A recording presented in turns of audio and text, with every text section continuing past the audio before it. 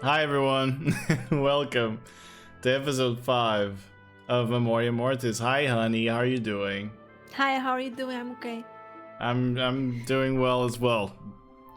Okay, anyway, so before we begin today's episode 5, yes, we have not done it in a week. This is the reason what you see on screen right now. Is that sometimes the days are long, you know, and then we just don't do it. But in order to make that situation better, we have decided that from now on, if you do watch Memoria Mortis on stream on Twitch at twitch.tv/unpopular_onion, we are going to be doing it on Tuesdays, rather than on Wednesdays. So yes, so hopefully doing this on Tuesdays will help us feeling better and more energetic to do these sessions. Other than that, I would like to remind you guys that this single player campaign, Memoria Mortis, is dedicated to new players. So we tend to explain a lot of mechanics, explain or take things a little bit slower, and we at the end have a Q&A session where you guys may ask questions, or where we will answer questions that were asked during the session, especially if you used the channel point reward that we have available specifically for questions here on the Twitch channel. Also, I'll answer any questions that you throw at us on YouTube as well. So you don't have to worry about that. If you're on YouTube, you can comment and I'll answer the questions. I'm sorry, I'm gonna lose my train of thought a few times today. But yeah, I believe that concludes what I wanted to say. Also, I think I'm gonna say it on Saturday, but I'm gonna use this moment to thank you for 2,000 whole ass views on episode 1 of Requiem. Thank you very much for that. We have reached that milestone. That's pretty great, so appreciate it truly. Hope that you give that campaign a chance as well as this one. All right, so honey, It's me. are you ready? Yes. All right, then let's begin today's session with a small tiny little recap of what happened on episode 4, because it was some time ago. Let's switch to something more somber for the recap, because it was full of tense moments. Yes, very tense. So, good people, good viewers, good friends, on the last episode of Memoria Mortis, Gael was given a dangerous task. A very dangerous mission indeed. She was tasked with infiltrating Wurmtooth Fortress, the greatest stronghold of the Soul Empire here in the southern border of Herskellen. This mission was not a reconnaissance mission. This was an assassination mission. She was to infiltrate the fortress and get rid of the general inside and gather as much information as she could while she was at it. When she arrived on the spot, she saw this giant fortress that was built into these pillars of smooth sandstone that stood in the middle of the desert, which had begun in this section of the map. Anyway, yeah, I saw you move and I got distracted. But hey, everyone, hey, to anyone who's saying hi, hey, I'm here too. Anyway, these 5 pillars of stone were interconnected by walls, making it a very difficult fortress to assault and even to siege due to its natural fortifications and to the ease of defense, since it was surrounded by pretty much just desert, almost no cover to be provided to anyone who wished to even get close. Gael, however, got close. After pondering for quite some time, she grabbed a stick, a stone actually, and shot it at the wall, distracting some of the guards. Hopeful. Wasn't it a stone? I thought it was a... No, it was a stick. Okay, it was a stick then.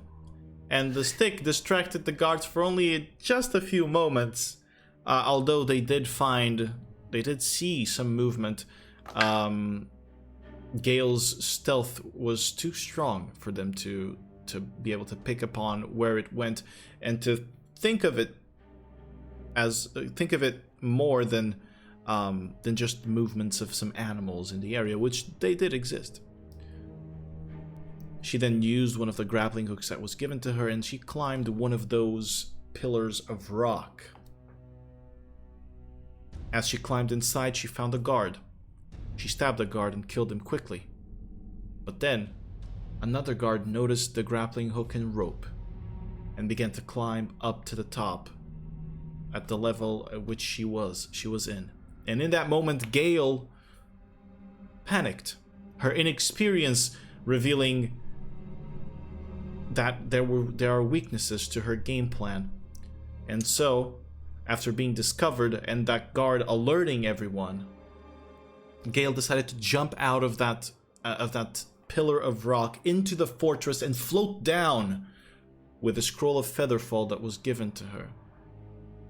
She then hid from the guards that started to chase her and were sounding off, yelling out alarms, but the general alarm had not yet been sounded, and when she moved out of the stables where she was hiding, she noticed someone running for said alarm and managed to stab him quickly and stop the alarm from being sounded. After that, she hit the body, threw out an explosive, and caused a massive fire to erupt in the center of the fortification, and then headed for the place where she thought the general was hiding, reaching it eventually. In there, by climbing up top that place and then swinging from the rope down into the balcony where the general was, she managed to slay said general after he consumed something that had given him monstrous powers and twisted his body. And just then, just as that kill happened, trumpets sounded in the background over the horizon as the troops, her Skellen's troops that were stationed at Fort Flameshield, Gael's reinforcements, began encroaching on Wurmtooth Fortress. Now, Gael, before I hand it off to you, you just killed the general. There's chaos happening outside. You hear soldiers trying to put down the fires and spells being flung to see if they could control the flames somehow. Inside of the central stone structure where you are, where you have slain the general at the very top of this building, you begin hearing movement outside. And soon enough, just after you hear the trumpets of your armies arriving, there's a knock on the door and someone yelling out, "General! General!" My minor illusion can be a sound. It can. I'll mimic the voice of the general and say,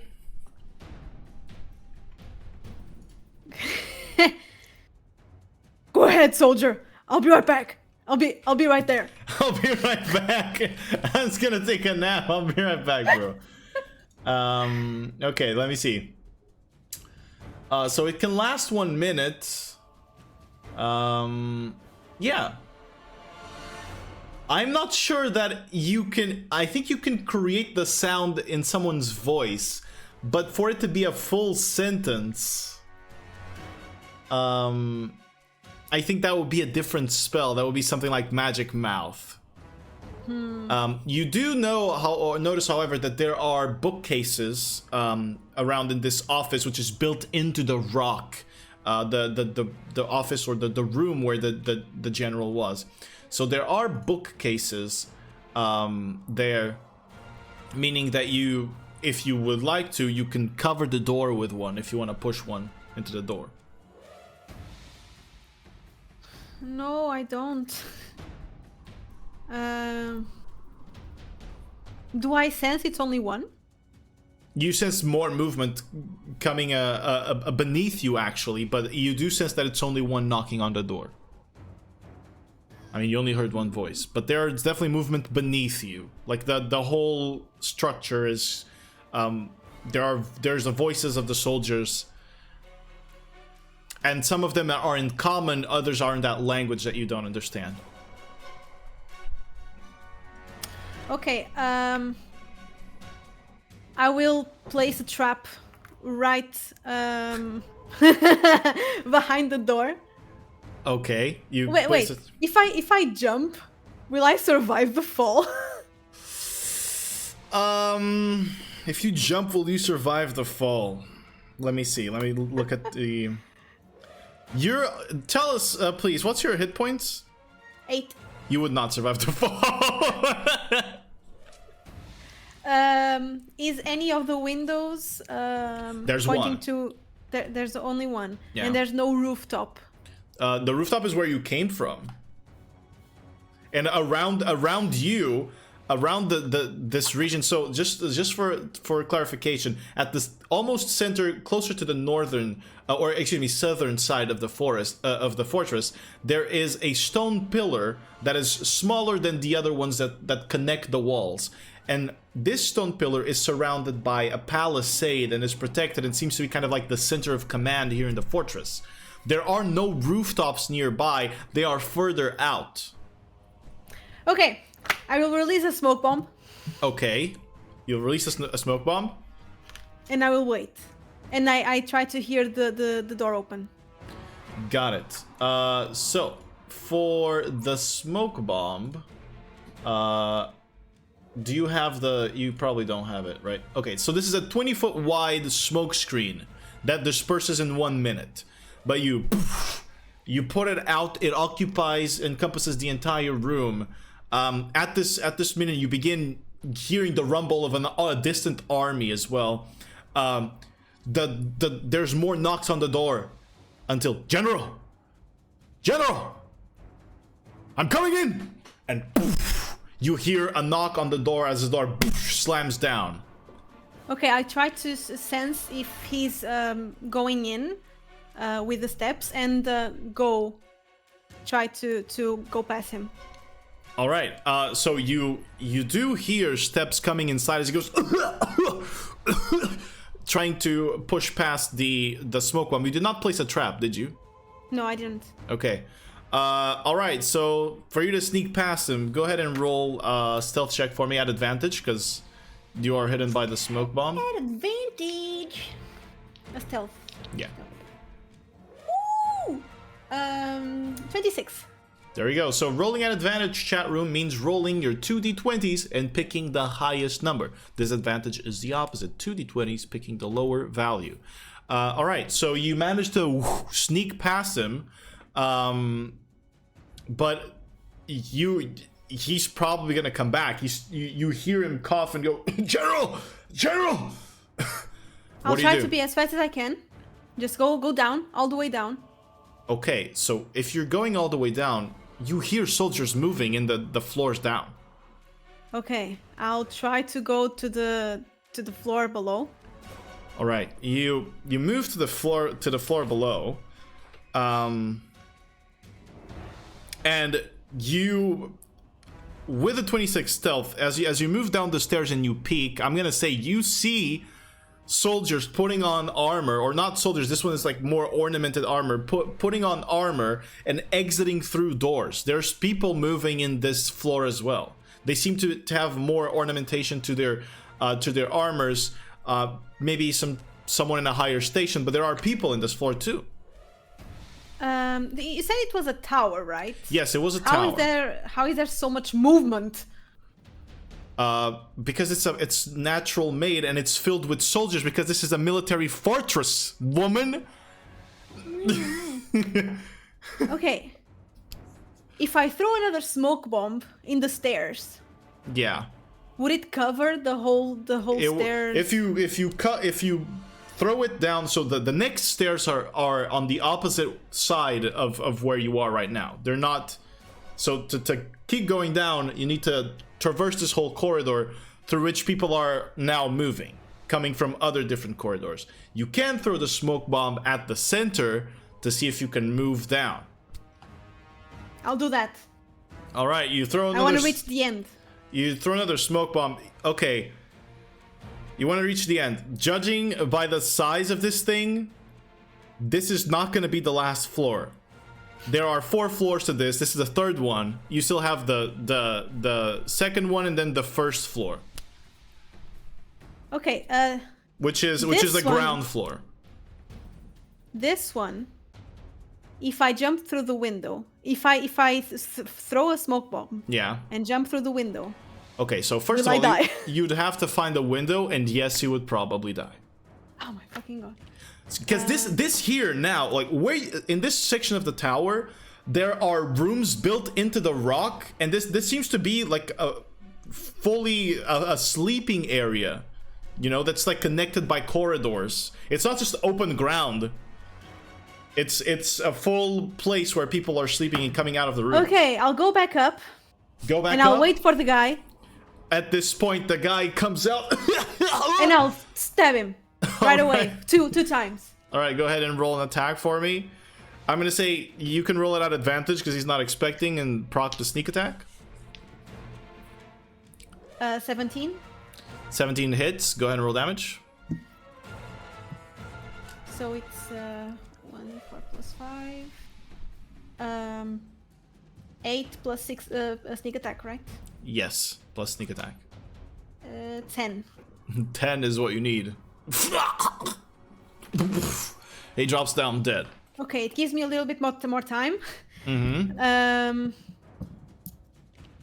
So everyone is putting their clothes, right? Yeah, they were armoring up, and there were people already moving through the corridors in that third floor. You do remember, you still have your rope at the balcony of the fourth floor. You came in, if you remember, you jumped down with your grappling hook. I have stuff. my rope, but can I go down with the rope? You can try to pull the rope and attach it somewhere else so that you can go down, sure. It's Dungeons and Dragons. Okay, I'll try to do that. All right, so you go to the balcony now, and you tug on the grappling hook and you pull it down with the right movement, and you can attach it now to this balcony and try to go down if you want. But as you look down, there's like soldiers pouring out of the tower, and there are soldiers pouring out from behind, from the other towers that are connecting the walls, as they are trying to fortify the northern side of the fortress, since the army is coming from the northern side.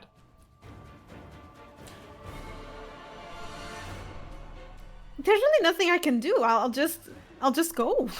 All right, there's another thing that you notice. From this distance, the army has no siege weapons. They are full-on infantry cavalry with no siege weapons to break the walls or to break the gates. And you know this because you were at Fort Flameshield. They are not equipped with that. I know. I need to get out first. All right, I'm just saying what you notice. So okay, yeah, I have everything planned. Don't worry. Then I mean, just get out.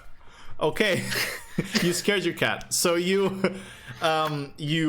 hang it on the balcony and you begin dropping down.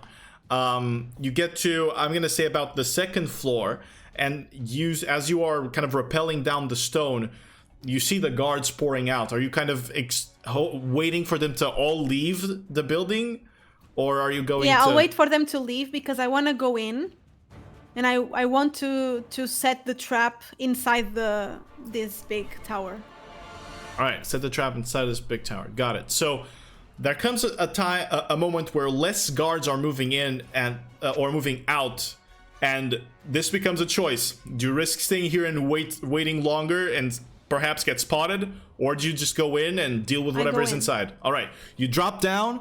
You go inside, and on this ground floor of the building, there are 2 guards that notice you as you walk in that were waiting. You see that the ground floor is sort of just there are a few tables, there are a few chairs. It's just kind of like a guard post inside of this building, and there are stairs up, and then further forward there are stairs that go down into an underground floor. These 2 guards notice you. What do you do? Where's the door to go outside? You entered it. It's there's no door. It's just an opening on the tower. You entered it. I'll set the trap. In front of the guards? Yes, and I start to run. All right. Well, they kind of... Okay. I release a smoke bomb. You're gonna release a smoke bomb. The guards immediately begin coughing. This buys you a moment, but they're starting to look for you inside of the smoke. I go outside. You outside? And I set the trap right on the outside of the building. Got it. You set the trap, you place it. As you push down on the kind of bear trap shape of it, and you push down on it to set, this pouch of this pouch begins to kind of be extruded out of the trap, revealing this very, very tight material that is packed inside. What do you do now? And I'll say, "Shit! I better run!" out loud so they can hear.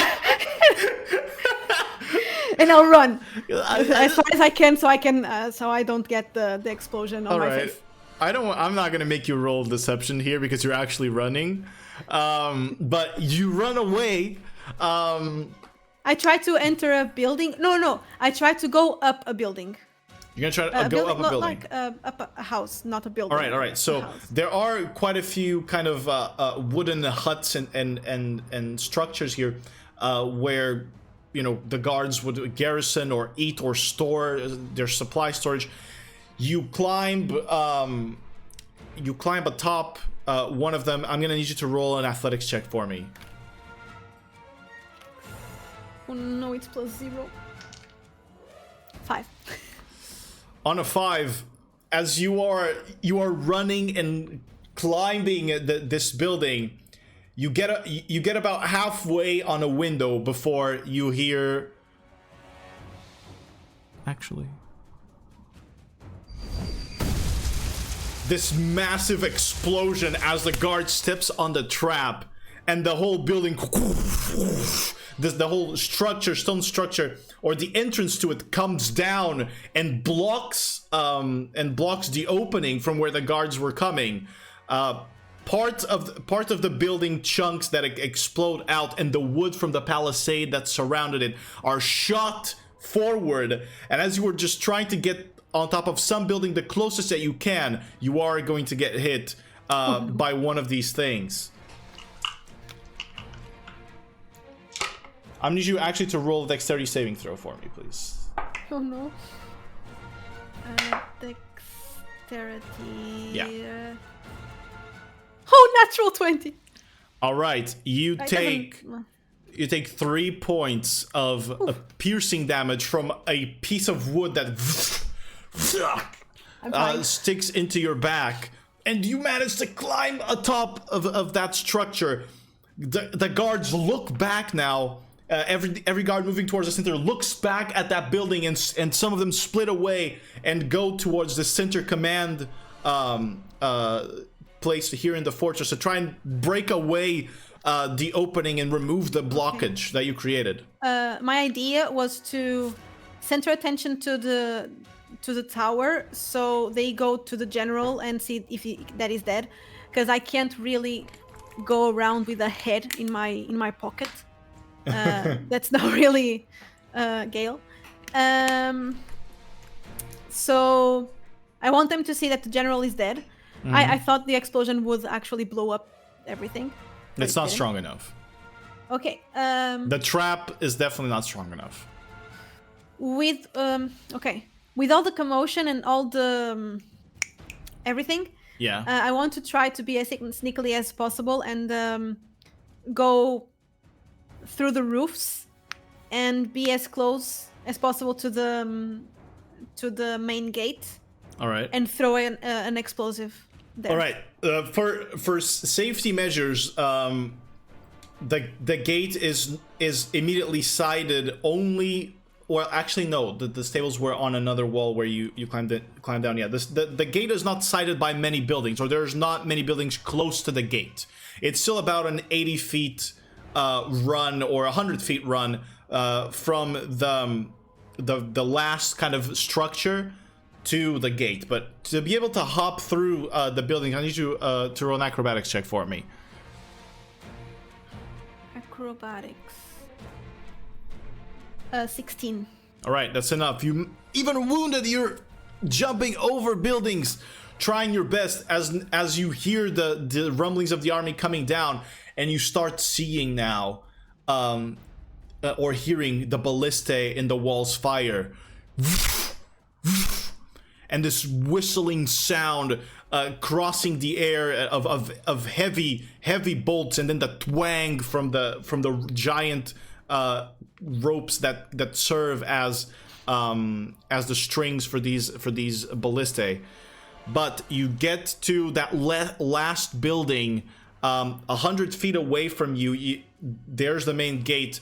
You see, you are on top of what seems to be kind of an armory, as people are exiting, getting inside and then getting out with more weapons and grabbing weapons.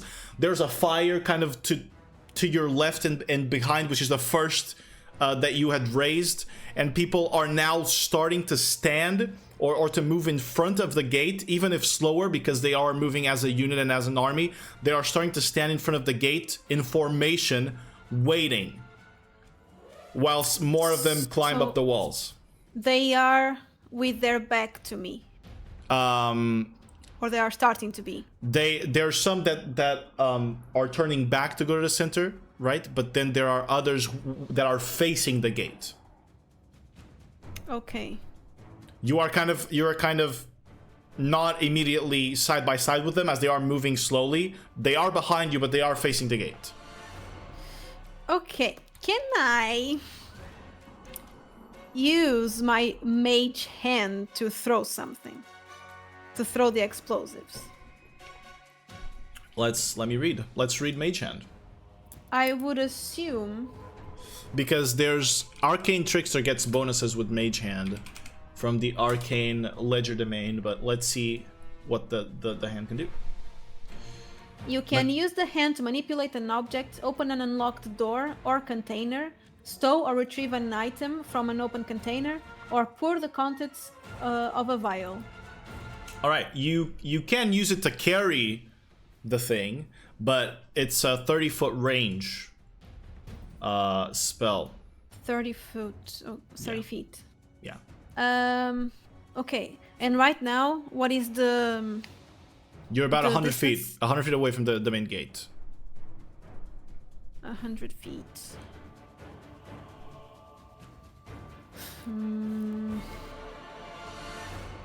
What can I do? There are groups of soldiers kind of moving towards the gate as well. There seems to be like a huge commotion, but the big formation is still behind you. There's really nothing.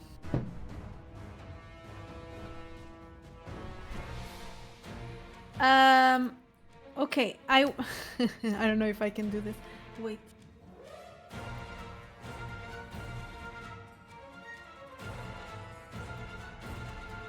Okay. I will this is 30 feet. Oh my fucking god.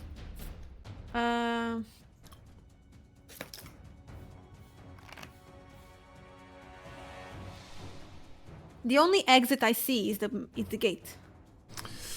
Exit from the fortress? Yeah.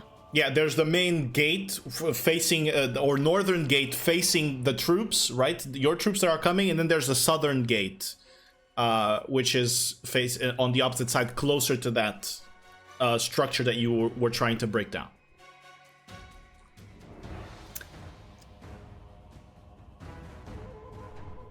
And if I try to run, how further can I go before I get spotted? I mean, not much further, to be honest, but it's a matter of risking it because of the confusion. You might be able to blend in with the soldiers if you want. Okay, I will try. I'll go. Plus, you're standing on top. As I mentioned, you're standing on top of an armory. I'm standing on top of an armory. Yes, on the armory, both armor and weapons are stored.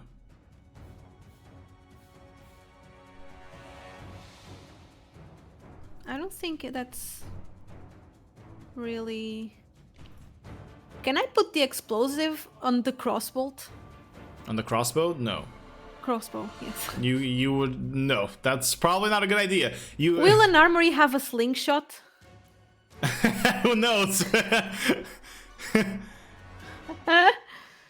I'll try to blend in. Alright, you're trying to blend in raw? There's really Just nothing I can do. Jump in and blend in raw?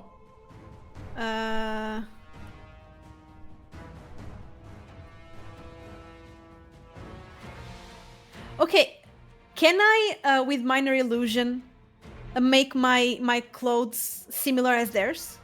You can. You can change the coloration, I would say, of your clothes around a certain area. It's still a 5-foot cube, but you can change it so that it's your torso matching theirs with minor illusion. You sure can. Okay, I'll try to do that. The thing is, if you're casting minor illusion in a place, it's not going to move with you.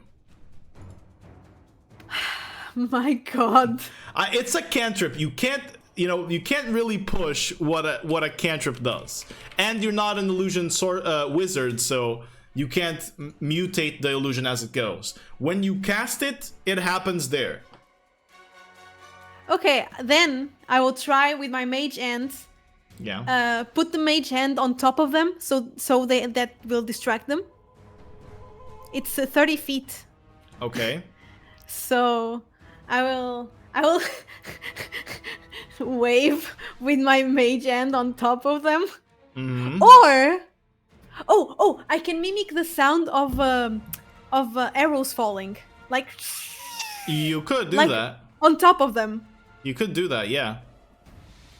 Okay, I will do that. Okay, on top of the ones that are trying to get closer to the gates and climb the walls, is that the ones you're gonna do that, or on the large unit? The large unit, because that's the ones that are running are probably very distracted and trying to go to some place. The ones that are still are more, aware of the surroundings. So, probably. You throw minor illusion, you move a little bit back in the building, and you throw minor illusion in that direction, and although the sound is very loud and potent, immediately the first few rows of troops cover themselves with their shields, expecting for something to fall. This might be the moment for you to move and try to join the others. Of course, yeah. I will try to run as fast as I can. All right, you're in a bonus action dash to run all the way of those 80 feet. So, you're gonna have to still blend in with these guys. They are distracted, so you must make still a deception check for me, at advantage because they are distracted. Come on. They're not looking for the infiltrator now.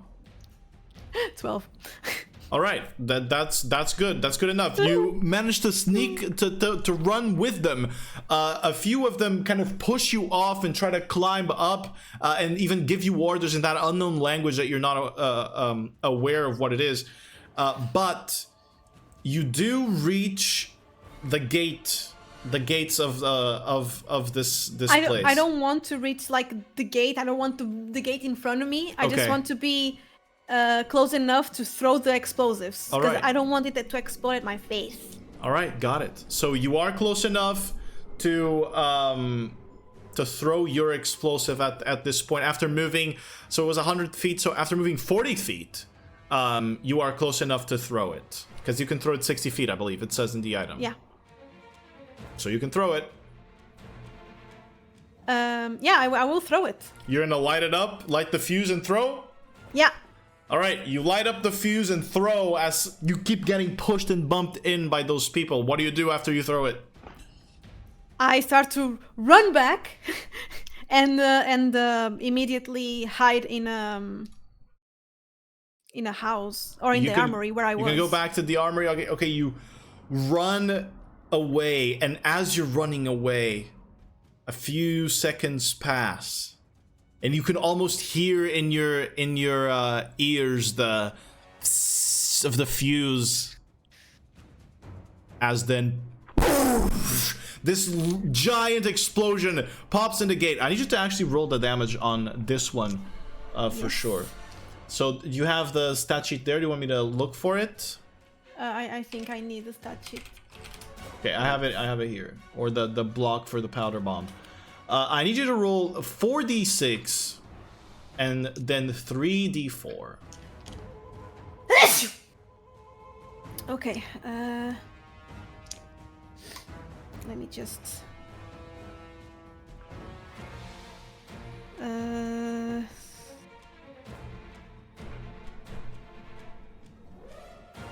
3d4.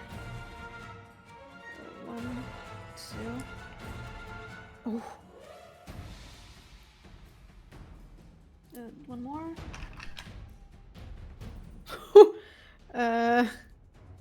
33 total damage.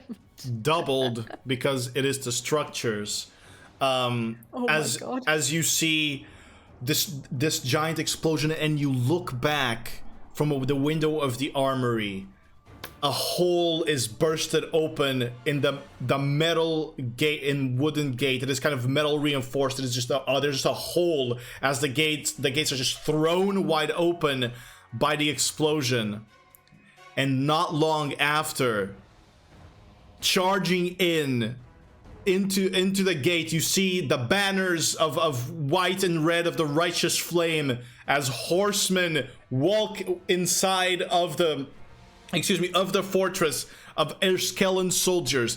But now here in the armory, you sense someone touch your shoulder as a guard goes, "Who are you?" Your worst nightmare, and I shocking grasp.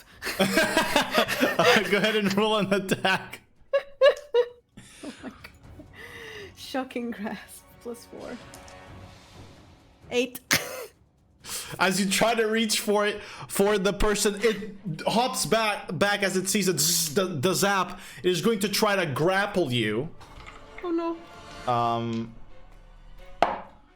Natural 20. Oh I need you to roll acrobatics or athletics for me, please. 15. 15 is not enough with the natural 20. I was going to see if you're going to do. And it has you grappled. Who are you? What are you doing here? I'm trying to save you. You just tried to attack me. I got scared. And an army is right in front of us. I thought you were one of them. Okay, roll a deception check with disadvantage. Deception. Wait, deception. Oh my, 14. Yeah, probably not enough, but that's a really high for it. It's not enough. He's going to try to drag you with him as you are being grappled. I will bite his arm. All right, roll an attack. You can, while you're grappled, you can still attack if you want. You don't even need to bite. You can stab as well. Okay. I will try to stab. All right, go ahead and roll an attack.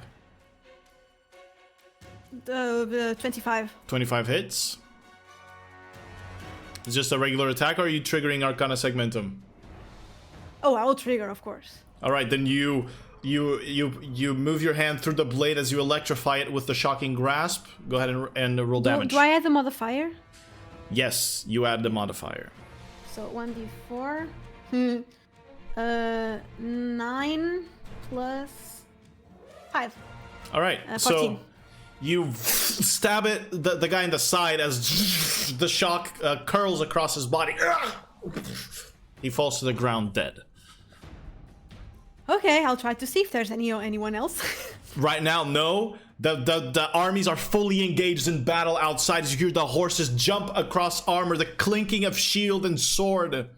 Okay, with a quick glance. With a quick glance. With a quick glance. With a quick glance, can I see any bolts? Yeah, there are crossbow bolts here. Okay, I will grab some, like 5. You grab 5 crossbow bolts.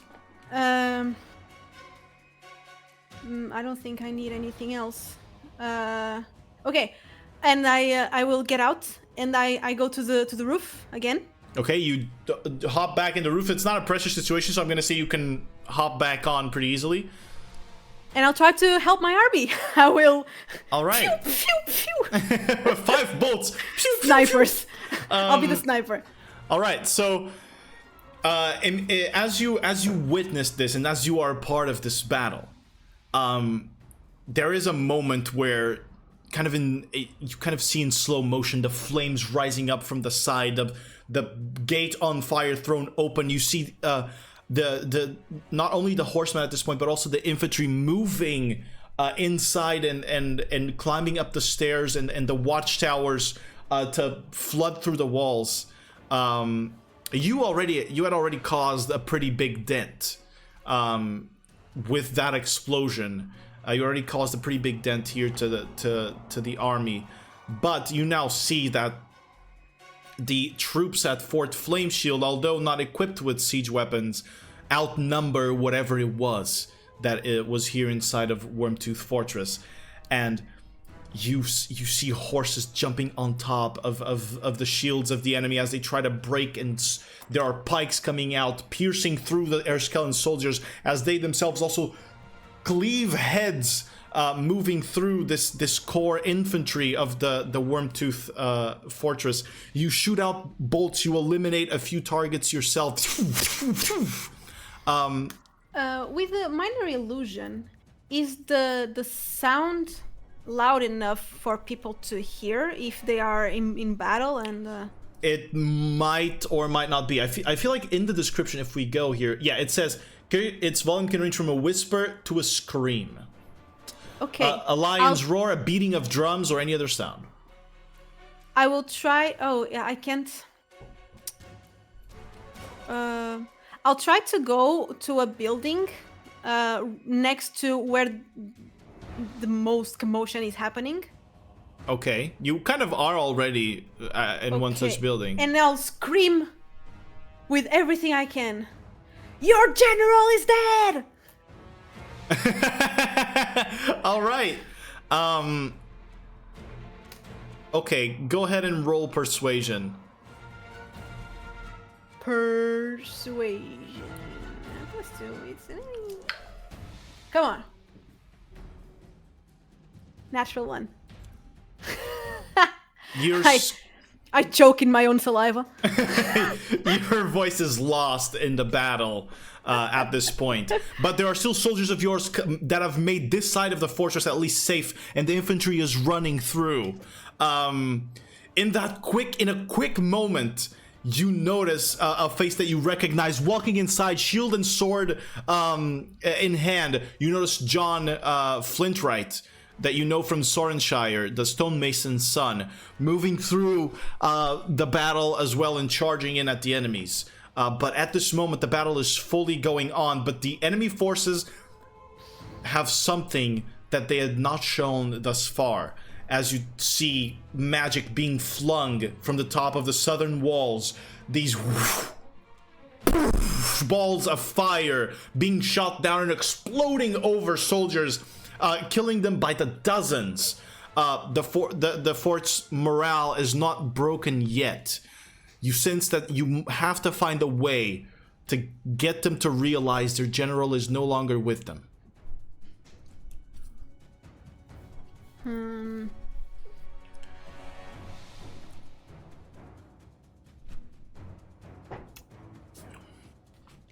How?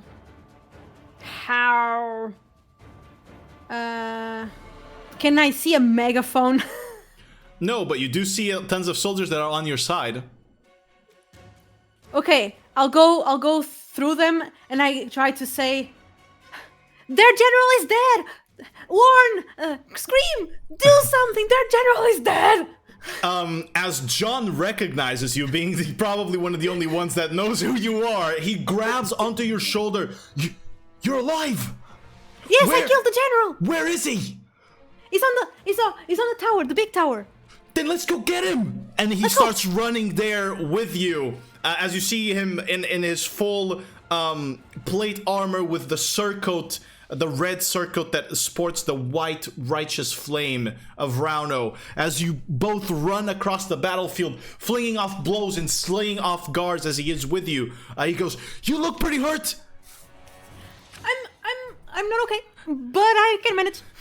Shit! Let me go ahead. And he's pushing forward with his shield as you manage to duck through some of these streets, let's say, of the fortress, through the buildings. He blocks out blows for you and slices people in front, trying to open a way for you to move. As you reach finally the palisade. The front of the building, the actual entrance, is clogged, but you do notice that your rope is still hanging from the fourth floor. So with maybe a jump and a boost, you can get there. He looks at you. How? Okay, How do you get up? Help me. Boost me. Okay, and he puts his sword down. He or sheathes the sword, goes through the palisade, and helps you through. And don't die. And then he goes, "All right, run and hop on my shield." And he kneels down and beneath the rope. Okay, I'll run and I'll hop on his shield. As you touch the shield, he flings you up. I need you to roll in this case, acrobatics, and I'm gonna roll athletics for him. 14. All right. Actually, do you want to roll athletics if you go to your because it's easier for you if you go to your extras on your stat sheet and you find the warrior there? Could you please roll athletics?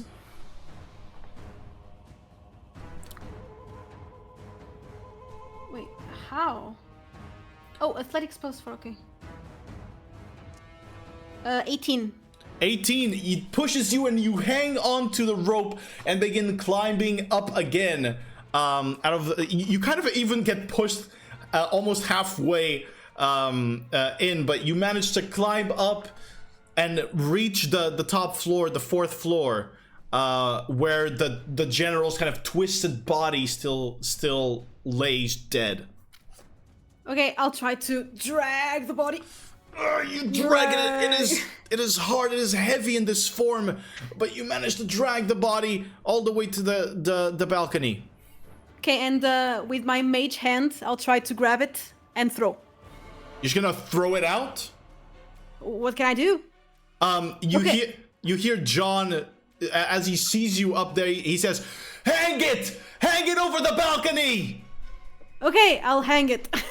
All right, you grab the rope that you have and you hang the general down from the balcony. As you push the body and it almost snaps the rope. You see this twisted, bulbous right shoulder where the flesh has been tainted with these black veins that then extends into a thick, burly, clawed arm. But it's still the general's face, even though it is foamy at the corners of the mouth. And as you do that, the army doesn't immediately notice that they are battling kind of away from this central section. But John begins banging on his shield and saying, "Look up there! Look up there!"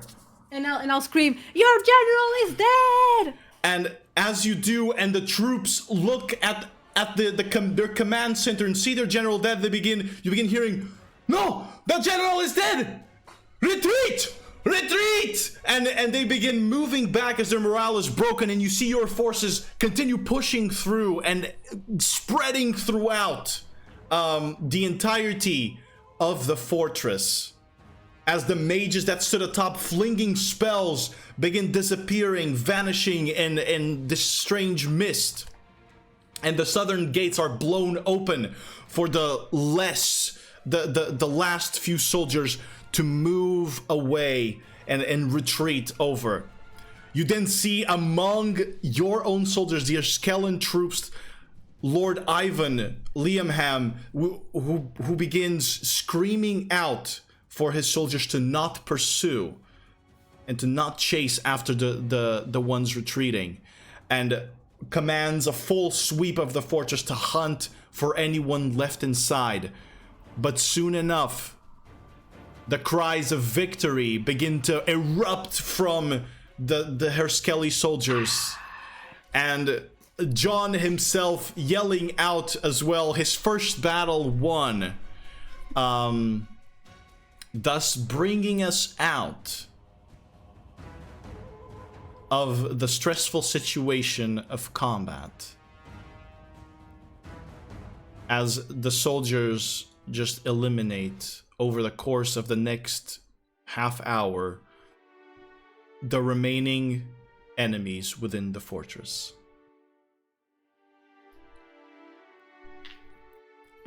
You, as you stand on the balcony, you see now a vast kind of, you notice the vast smoke cloud that hovers over Fort Wurmtooth. The screams and cries of soldiers that are running are farther and farther away from you, and the clinking and clanking of swords slowly fades out into the sky. The fires kind of begin to subside over time, and banners of red and white are lifted up where banners of yellow once were. Instead of the pained and wounded yelps, there are now then the shouts of victory, as the army of the righteous flame, thanks to you, conquers an impossible obstacle. In this moment, soldiers are running around. They're going to be running around the fortress, searching for supplies and to find whatever it is that they find. Before you convene with your allies, I want to ask if there's anything that you wanted to look for in particular on the general's room here. Well, right immediately when I killed him, I put every document in my bag, so correct. I didn't even see what's. Can I try? There's any more of the liquid that he drank? You go to around to the desk where he had consumed something, and as you pull onto the drawer on which he did, you see there are vials, but he did not drink anything. He ate something. You see inside these vials these pieces of red flesh that is slightly tainted in black, and they kind of wriggle in place and squirm. But that's what it seems like he popped up and ate.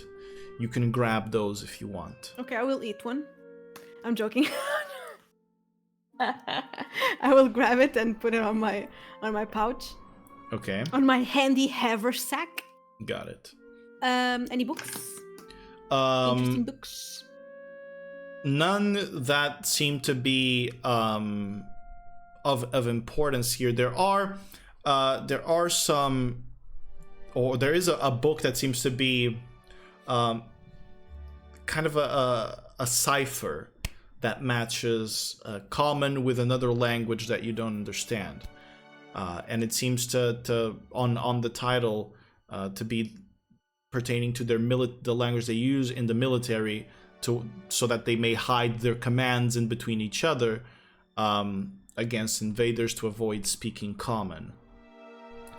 You also notice kind of clattered on the floor where the black ooze of blood that you spilt from the general is. There are first a beautifully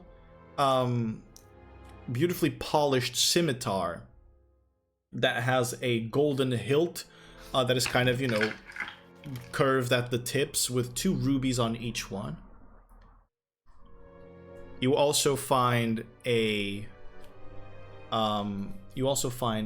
dagger. You also find a dagger that is. It's this regular steel blade that has a a golden coil on the top side of the blade, kind of across the top side of the blade. And then as you look, there is an emerald embedded on the base of the blade, and from that emerald, a groove goes through the entirety of the blade, of that same emerald coloration. Aside from that, you also find 2 big vials of red liquid that you deem to be healing potions. Oh, I will. No, I won't. I would. No. I was I was going to say I would drink one, but I will probably rest soon. Only if I find it necessary. Okay. I assume I wasted my 5 bolts when I was sniping, Yeah. so I'll go to the armory below and try to find more bolts. All right. 10. You can find 10 more bolts. That's Okay. easy enough to achieve. Also, as you are coming down, John meets with you, and You could enter the building. Yeah, there were guards that were removing the rocks from the caved-in entrance. But he comes meet you as you kind of exit the place. Hey. Wow. That was incredible. That was tough. You almost took down the fortress by yourself. We would have not gone in. Lord Ivan, he kept saying that we had to trust you when we were at the hill, ready to come down. We did not know you were here. He mentioned that you had infiltrated, and that if you succeeded, we would be able to charge right inside. And so we all took a leap of faith and just began charging without even a signal. Well, I almost died like 3 times, but well, I managed.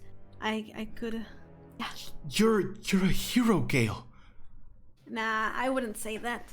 No, you are a hero. And he points out to, out into the space here in the fortress, and you see a lot of the soldiers, kind of all of them looking at you and cheering you. Some of them taking a bow to you, others saluting you with their hand in your heart. Before, on top of a horse, you see the slender figure of Lord Morden, with his mask on the left side and all the leather straps on the left side of his body, as he goes, "Hail, Captain Gael!" And he raises his sword as everyone cheers up, and John joins in to the cheering of, well, Captain Gael. I am honored. I will just say, please. I just lended a little help. Everything is on you. Let's drink to that. And everybody goes, "Huzzah!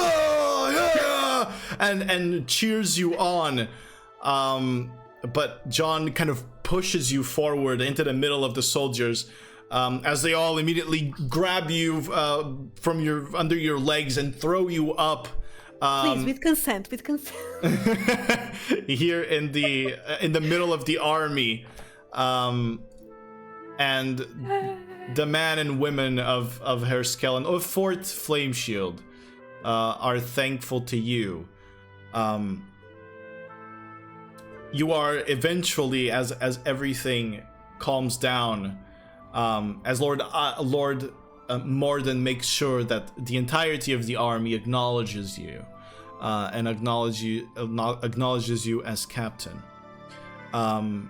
Lord Ivan is ready to finally kind of receive you, and he approaches you. "So, Miss Gael, Or should I say Captain Gael now? Please. Nothing of that. Just Gael. Just Gael. Well, your accomplishments, your grand achievement, is something worth of legend. I hope you are aware, and I hope that the people have made you aware. This guy is the one that I usually talk to, right? No, this is the big Lord Ivan. The guy you talk to is Lord Morden. Oh, shit. Then it's Captain Gael. I'm joking. Well, I tried to do my part. And here we are. You did more than your part. We did. So, I only wish to personally congratulate you before returning you to your party. I know that everything is happening so fast. But it must be so, for I have crucial news to deliver to you. As Captain Gael, you are able to select people to work with you, a unit, your own regiment to command. Due to the nature of your work, that seems to be of the more covert side of things, I recommend you keep it small. But nonetheless, you may choose whoever you wish to take under your unit, and to be their captain truly, and they must answer your every command. Aside from that, ready, but okay. No one is truly ready until these moments arise. But aside from that, you will receive a reward. Part of these spoils of battle will go to you, as they are only possible because of you. And so, it will be bestowed upon you 500 gold. I feel dizzy. Oh my. 500? I understand Did I hear right? You did. I understand that is more than you probably have seen in your entire life thus far, but such are the spoils of war. I am sorry. I cannot accept. Doesn't the army need this? The army has more than it really needs coming from this fortress here, both in supplies and weaponry, and in the morale that you have given to them. But still, this is not the matter of urgency that I wished to discuss with you. Gael, your accomplishments here are truly worthy of legend and even of myth. You are a hero to our army. And me as a lord, it is so that I may grant and bestow upon you the opportunity for you to perhaps have some land as well. But I have land. I have my house. I mean, my grandpa's house. Not in that way. I will only give you this for you to think about. With the gold that you have received, you may choose to keep working for us here in the army, or you may choose to retire and take a homestead, a larger piece of land to call your own. You see, I have lordship over a certain town here in the county of Kazenfall. I have no heir, nor I have a wife. And should you... Oh, really? Not that way. You are much too young. And should you want to settle, you may take whichever land is mine and rule over it. But I will tell you this. It would sadden me to see you go, from our armies. For your abilities have proven most useful to us and have saved many lives. But I wish to only give you this option for you to consider.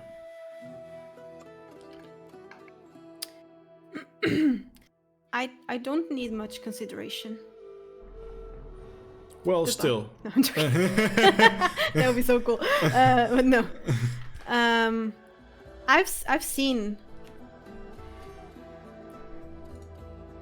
the face, the lack of motivation of all of these people before I did something.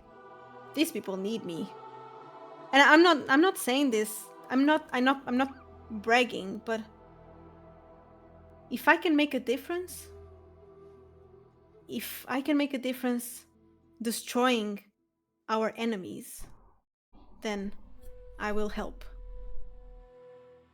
Those are the words that I expected to hear from the Hero of Wurmtooth, which will surely be your title from this day on, Captain Gael.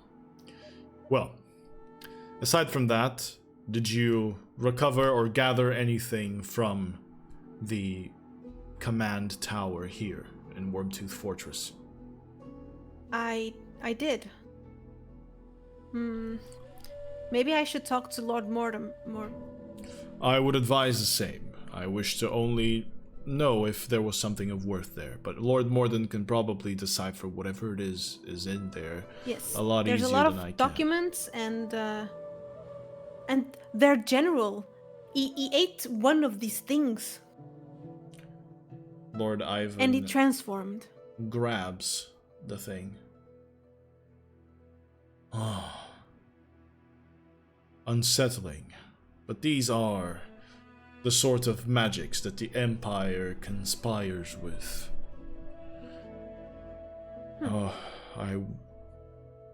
Perhaps you should take this to Lord Morden, and he may know more of it than I do. Yeah, I will. Very well, and go find him. He surely isn't far.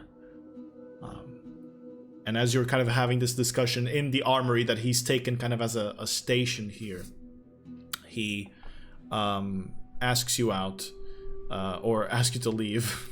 He asks me out. He does, and he asks you to leave. God, I'm sorry, my brain. He asks you to leave, and bows to you and thanks you multiple times before. So, what do you do?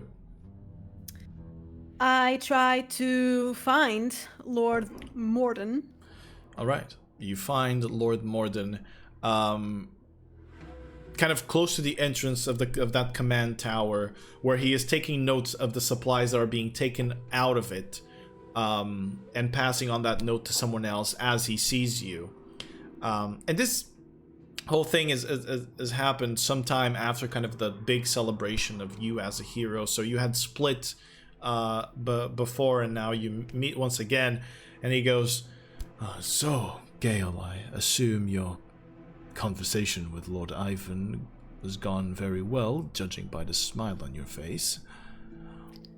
Good morning. I might have some news. Sure, Captain Gael. What are your news? So, we defeated the army. I can see that. I defeated the general. He's right there, hanging. I have also seen that, yes. And I have some stuff for you to see. In the general quarters, I gathered this,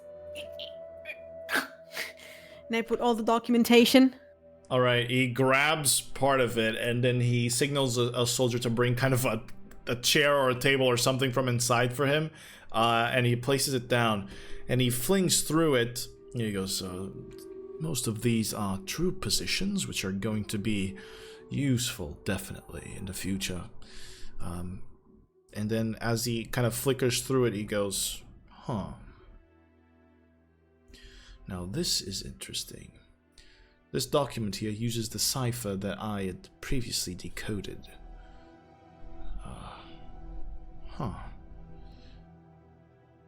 It is signed by someone named a seamstress. A what? The seamstress. The what?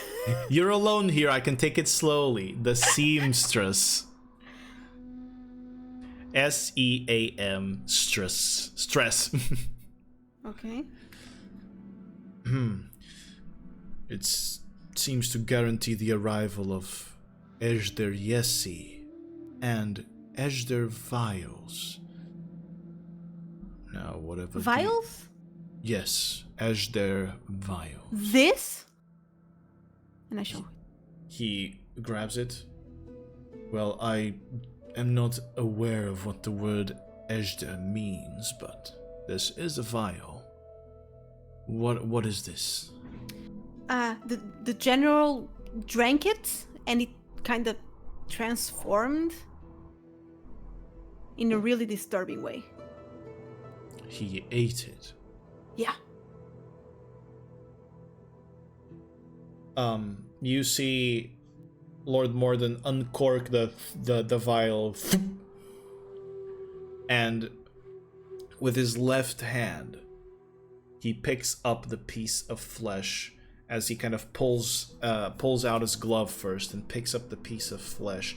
And you see, as he takes out the glove, his left hand is so incredibly skinny and sickened and diseased, and looks weak. And as he grabs the piece of flesh, you see the hand regain color and regain muscle, and his whole arm seems to become tight in the leather straps that he held, and his face on the edges of the mask that covered his left side, it was pale too, and it regains color over there as he picks that up, and he goes, "Oh,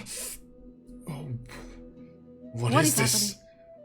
He places it back inside and corks the vial, and his hand returns to normal as he places the glove, and he goes, I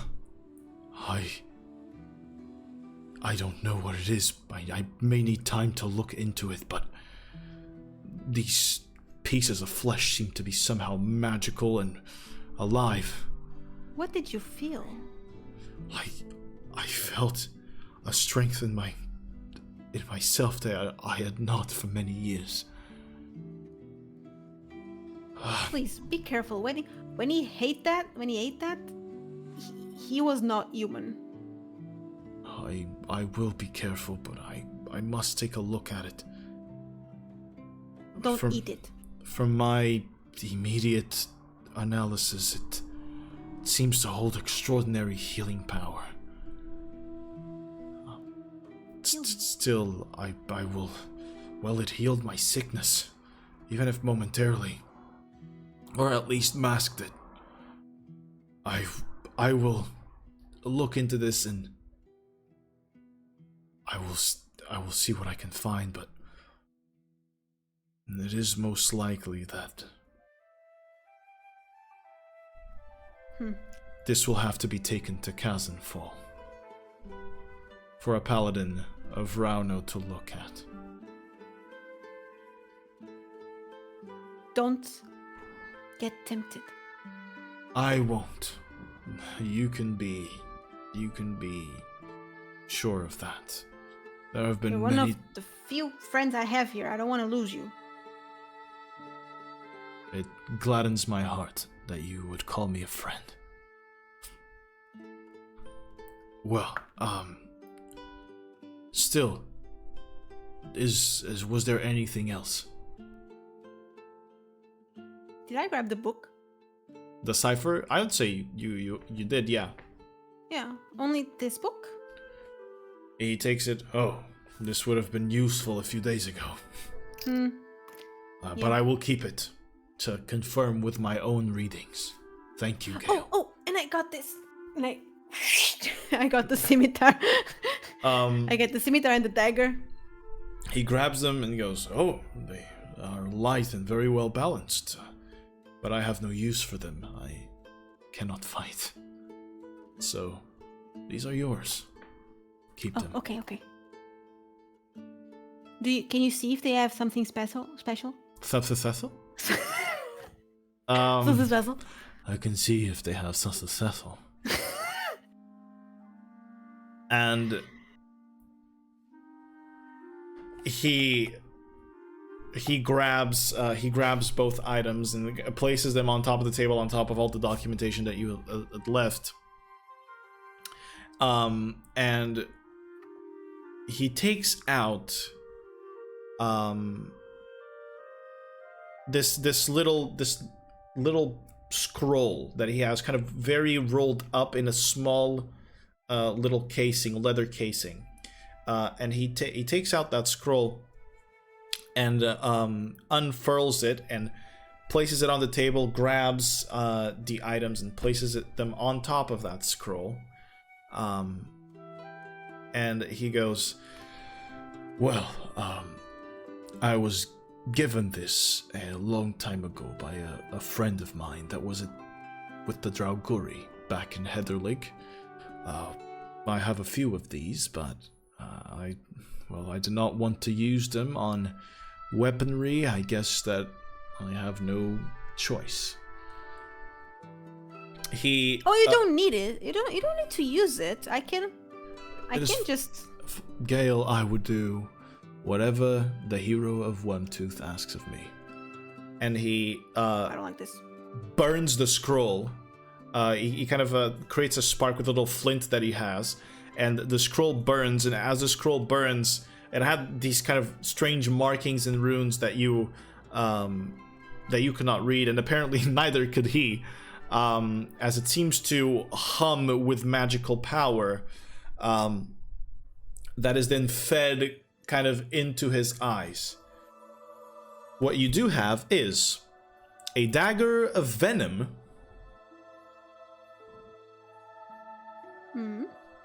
And a scimitar +1. Can I wield scimitars? You can. Okay. So the dagger of venom. Yeah. Let me see. +1 to attack. You can use an action to cause thick black poison to coat the blade. The poison remains for 1 minute. Ooh. Okay. The creature must succeed on a DC 15 Constitution saving throw, or take a 2d10 poison damage and become poisoned for 1 minute. Do you want to explain what poison means? Yes, I was waiting for you to finish. So, my friends, poisoned is a condition in D&D. Well, it is a condition in many other systems, but it is one of the conditions that you can suffer in Dungeons and Dragons. And a poisoned creature has a disadvantage on attack rolls and ability checks, meaning that whenever they need to attack someone and they roll their dice to see if they can hit, they will roll 2 dice and pick the lowest value. The same with an ability check. An ability check being something like athletics or acrobatics or stealth that you've seen Gael do so many times here in this episode already. A scimitar +1, by the way, or this +1 magic, means that you add a +1 bonus on your 2-hit and your damage rolls. This is, I guess, a good time to explain what that is. So the 2-hit roll is where you roll your d20 and see if the value that you get plus all of your bonuses matches or is higher than the armor class of an opponent to see if your attack will hit. Then the damage roll is, well, the damage dice that are on the weapon. These you roll whenever you do hit an attack or you hit a spell, something of the sort. All right. Anything else you want from Lord Morden?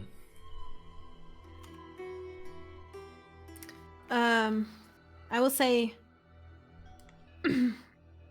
Lord Morden, just one more thing. Yes.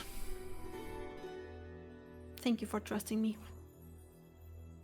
Well, to be fair, Gael, I took a large gamble myself. I did trust you to achieve this, but It is I who should truly thank you, for you have saved the lives of countless soldiers, and you have given us more supplies to stand these next few months, where otherwise we would not have them, due to the burning of Sorenshire.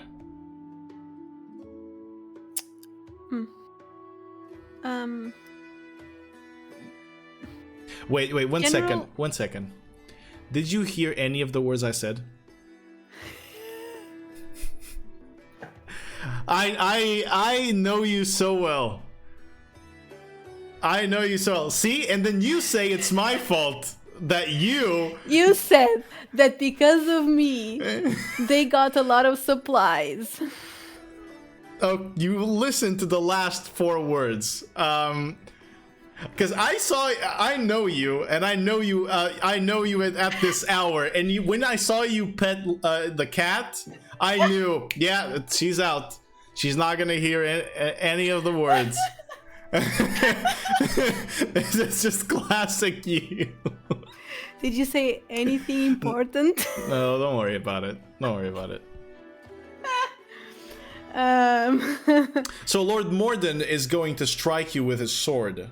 Shut up. I will say. General Ivern. Ivan. Ivan. Ivern is the League of Legends champion. And it's the best League of Legends champion. Because he's a tree. Lord Ivan gave me 2 options. To continue in the army or...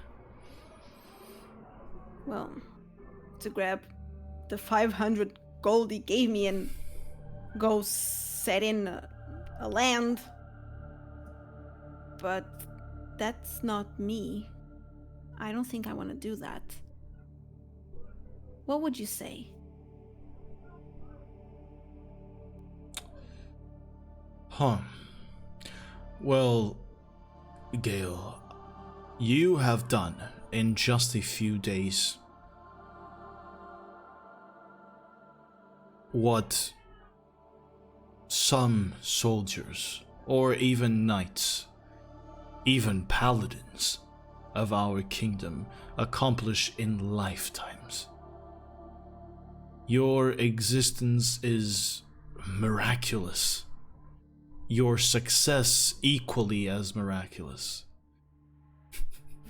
You're paying attention this time! Yes. You're so cute.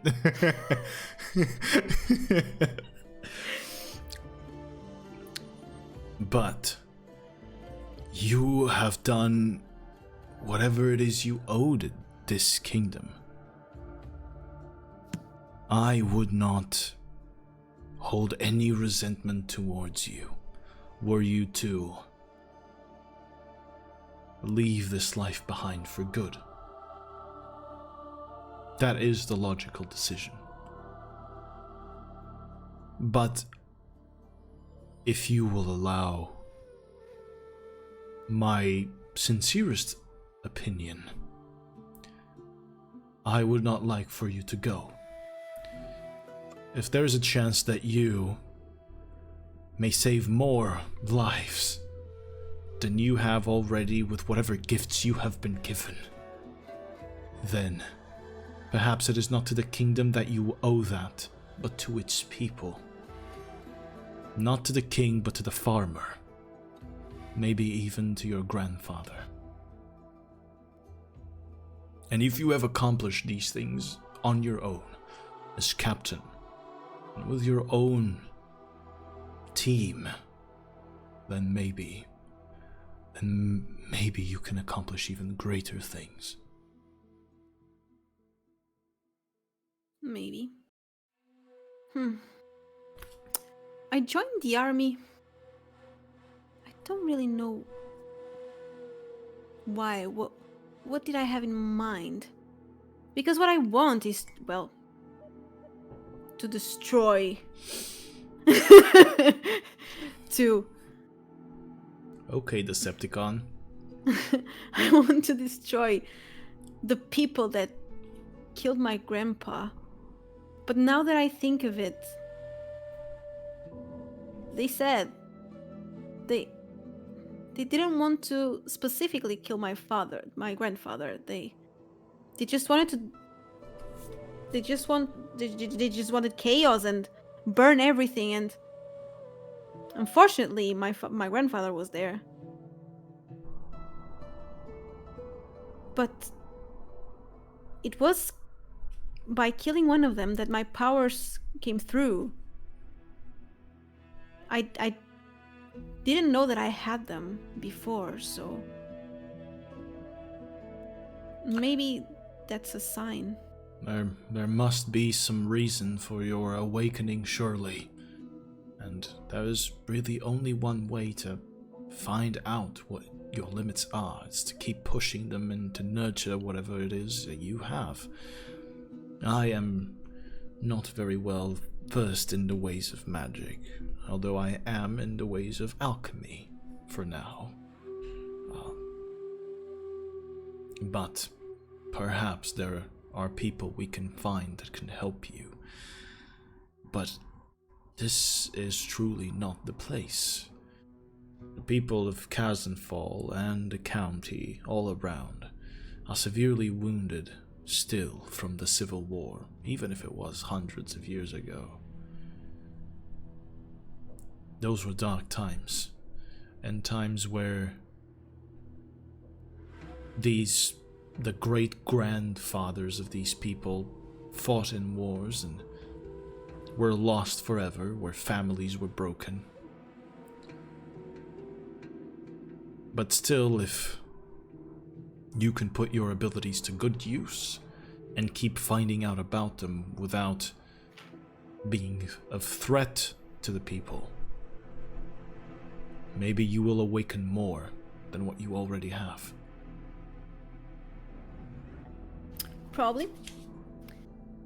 Well, yeah. I joined the army for a reason. I will stick with the army until I finish what I started. That sounds like good reasoning, Gael. And remember that for whatever it is worth, although you were a farmer not so long ago, you are now a hero to many. And many of these soldiers feel safer knowing that you are on our side and not the enemy's. And motivation plays a big part. Yes, the troops' morale was definitely raised. They've been working faster for these past hours. Hey, and now I can have my own squad. You can. Have you thought of anyone? John. Oh, well, that answers my question. Well, I would invite you, but you said you don't fight, so. Oh, I am afraid that I am still a few stations above you, Gael. But I appreciate the sentiment. You should go tell John. I will. What time is it right now? I'm not asking. So right now it's 10:18 p.m. GMT +1. No. So right now they had arrived at dawn. So right now we're pushing into the middle of the morning. Okay. Excuse me. So you've been a whole day almost without sleeping, which is going to require you to take a point of exhaustion for me, please. And we're gonna use that exact thing to tell chat room and the people watching what exhaustion does. So exhaustion is there a way to put the exhaustion on D&D Beyond? There is. I can tell you how, but I'm gonna say you're gonna find out probably. Yeah. So the way that exhaustion works in Dungeons and Dragons 5th edition, it has multiple levels.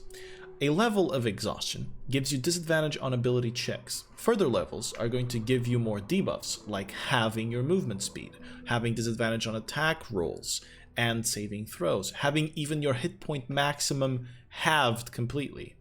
And if you take 6 points of exhaustion, you will die. So you have 1 point of exhaustion. You can get rid of 1 point of exhaustion as you take a long rest, which means you sleep for 8 hours. That will remove a point of exhaustion from you. So right now, I only have disadvantage on ability checks. Correct. All right, so what do you wish to do now? Okay, since it's still day, and it's almost lunchtime. Yeah, closing in. Okay, I will go to John. All right, you try to find John in the midst of the soldiers, and you find him kind of carrying boxes on top of a cart that is then to be carried towards the gate. And he goes, "Hey, buddy. Oh, the Hero of Wurmtooth. Please Hi. stop calling me that, and let's go get some lunch. I will talk to you. I want to talk to you. I will talk to you." Yes, Captain. And he drops what he's doing and follows you along. Okay, I grab some plates. Yeah. And I'll go to the buffet. Sure, you find some rations, yes. Please sit. He sits down. You see John, for those that have never seen John, you see this young man. He's hot. You see this young man with kind of scraggly brown hair that goes down to his jaw. He wears a plate armor with the red surcoat of the Herskellen army, or Herskeli army, because Herskellen is the kingdom. Herskeli is like, someone, if someone is from Herskellen, they're Herskeli. Okay. World building. So anyway, he wears that, and he has this like very strong square jaw and hazel eyes. And now you see that, looking at him attentively, now he has a scar on his right cheek. But that is John Flintwright, the son of the stonemason back in Sorenshire, where you're from. And he sits down. Yes, Captain? You are fired. I'm joking. Okay. He's nervous.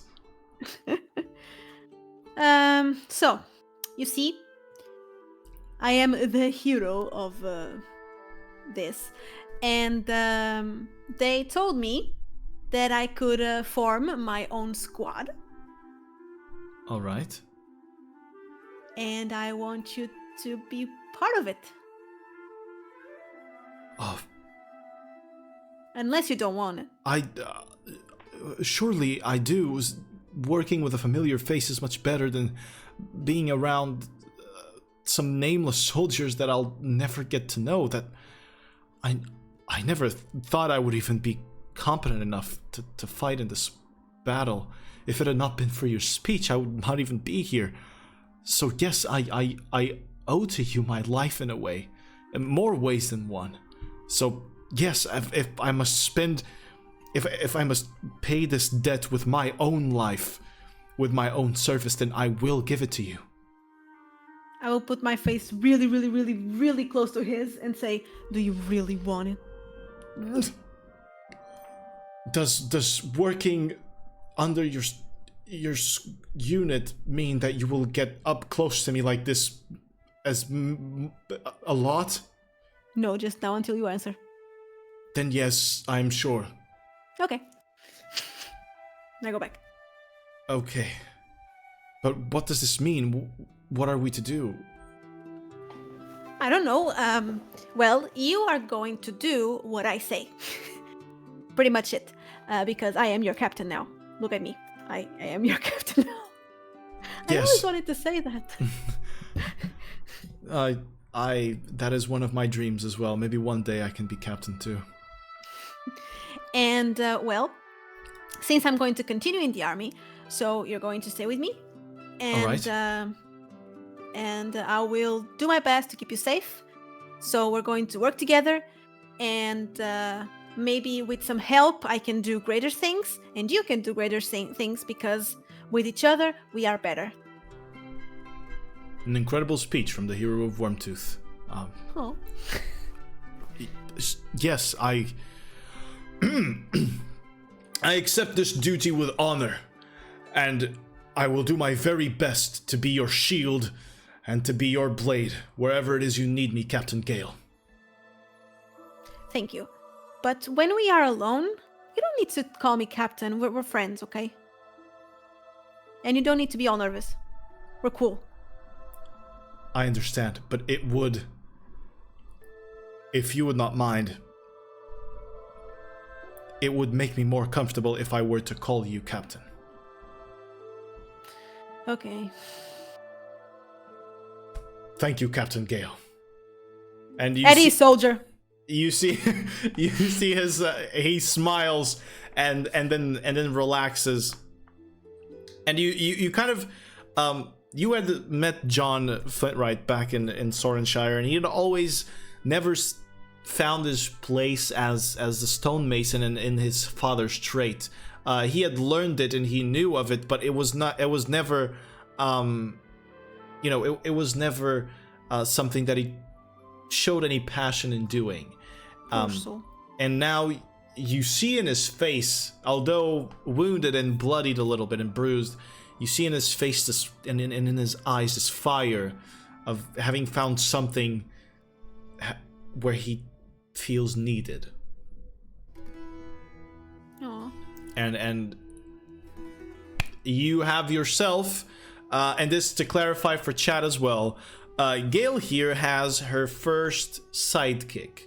So a sidekick is a little mechanic in Dungeons & Dragons 5th edition that was introduced with the book Tasha's Cauldron of Everything. So what a sidekick is pretty much a this is not really the word, but it's kind of a dumbed down version of a player character that is meant to use or to give a party or to give a player whenever they are, struggling a little bit with everything, and to make it easier. When you have like Dungeons & Dragons 5th edition is not really balanced for like a single player, so having the sidekicks or a sidekick is going to help Mizzy here better fight and position herself and deal with situations without constantly having to risk her neck, thus reducing the tension a little bit. So now, I can control it in battle? Correct. But the role play is the DM. I am John Flintright, and in battle you can control him. If need be, whenever it is that you are in battle, if you want, I can help you control him. I can have the sheet here as well and kind of tell you what he can do, and you can decide. But yeah, she has her first sidekick, and it is a warrior sidekick, which has a few abilities. You have to pick which type of warrior it is. If you notice the sheet, there's the defense option, the attack option, something like that. And you can pick whichever the type is, and that will change its abilities. But we will address that whenever it becomes relevant, so that you don't have to read out everything right now. But that is what sidekicks are. And if you two are running a single player campaign and are having some trouble, or you're even like running a 2-player campaign and you're having trouble, consider adding these sidekicks and giving them to one of your players to control, or to both for them to control. And this way, they still have full control over battle, and have someone there to aid them in their endeavors. All right. So is there anything else you want to talk with John Flintright at this moment? No, I will just say, okay, just for today, you do whatever you want, continue doing your job. I'll walk around, just for today. All right, Captain. Get some I rest. will see you soon then.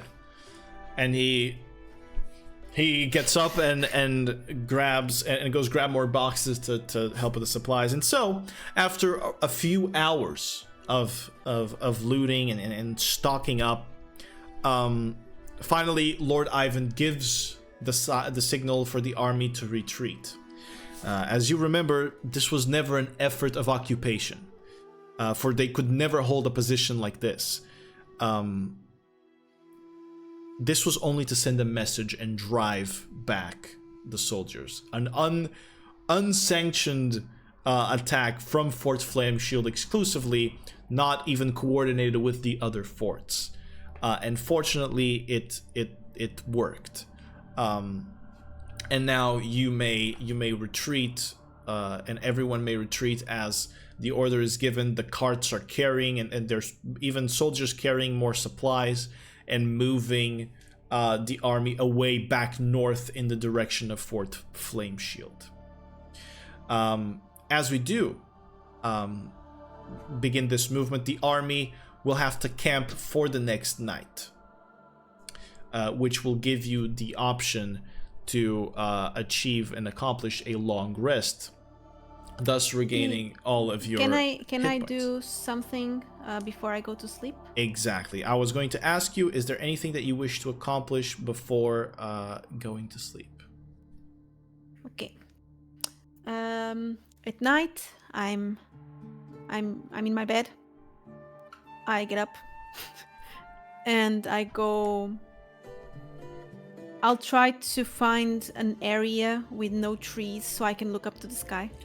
Easy enough to do. This is kind of the savannah area as you reach from in a full day of travel. So there's plenty of space here in the camp, especially to look up with no trees. I'm alone, right? You are alone. I sit down with my legs crossed and I look up to the sky. Hey Gramps, I miss you.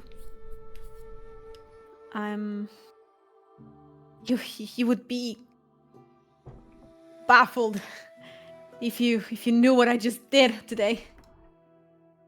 Oof. Well, I'm pretty sure you can see from there, right? What I did. I don't really know how and how I got the motivation to do something so large. Well, I think I made the right decision, right? I joined the army. I did the thing. And now I will continue with the army. I don't think you would approve that I'm killing so many people. But they are not really human, right? I like to think they are not. It makes it easier. But I miss you. And the night sky reminds me of you. If I focus well enough, I think I can see you through the stars. Like you're a constellation. I'll call it Gramps. The Gramps constellation. Well, I'll talk to you soon. I love you. And I go to sleep. The wind in the night brushes past your face and through your hair, and it is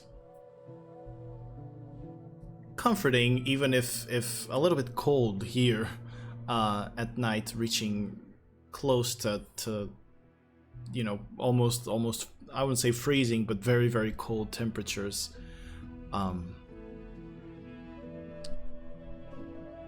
But as the leaves in faraway trees kind of quiver out in the distance, and the little patches of grass move, you sense that your message was received. And then you go to sleep. So, you go to sleep.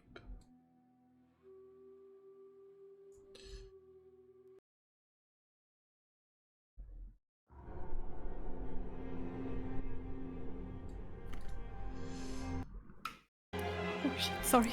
You had to mess up, right? Sorry. It had happened at least once in your lifetime. So, you fall asleep tired, and unsure of what lies ahead of you now that you're captain. Your face absorbs the comfort of the rolled cloth that you use as a pillow. It's still quite coarse and rough. You move your head, and that same roughness, it scratches your cheek.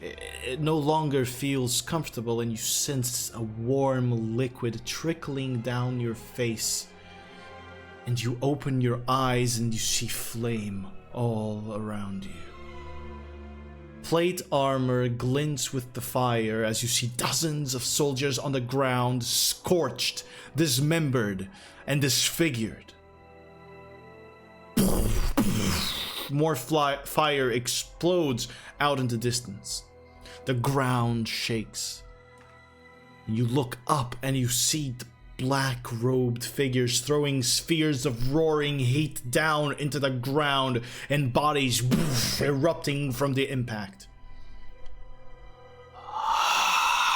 Strong, cold wind passes through you, challenging the heat that surrounds you, and the warmth that you feel oozing out of your body in more places than you dare to look. That wind pulls you out of the haze. What do you do? Shit, do I know if I'm dreaming? Seems real. I will flick myself to see if it hurts. It hurts. Shit. I try to find Join. You feel Join? weak, John. Yeah. I try to find Join. I find Join. You feel weak and wounded, and as you're trying to look around, there's just piles of bodies, and that wind pushes into you again, opposite the direction you're looking into. I scream, John! Morden! Your screams are muffled even to you as they echo out in the distance, but there is no answer as the wind pushes into you again and almost knocks you off balance as you sense your legs weak. I will try to move the corpses to see if I know someone, or if they are alive, or just... You push down on some of the corpses, and the faces, they aren't known to you. You don't know their names, but they are known to you. There's the face of a woman, there's blonde hair, and a big scar across her right eye, and the face of a man with completely bald and this scarred head and wounded with a huge piece of the right side of the jaw removed. And the wind pushes you again as you stumble back, and you turn in the direction that the wind is blowing. And you blink your eyes and you see a gap in the flame that surrounds you, as if this absence of space pushes back at the flames, and they die off immediately as they enter it. In that space, sitting on top of a throne of twisted, mangled, and broken corpses of soldiers, you see a figure covered in black robes, tattered at the tips. The face is hidden behind the shadow of a very deep hood, kind of like a Nazgul. And atop the head, there's a skull of a canine creature that has these runes carved upon it.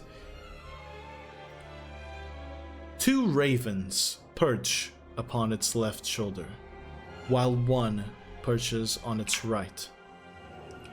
It holds a book on its left hand, as you see thick bone fingers wrapping around it, and you notice that the hands are made of a lattice of smaller bones, kind of all intertwined and crossed together to create these thick bone hands. It reaches out with its right hand and beckons you, signaling you to approach. Who are you? The cold wind blows again.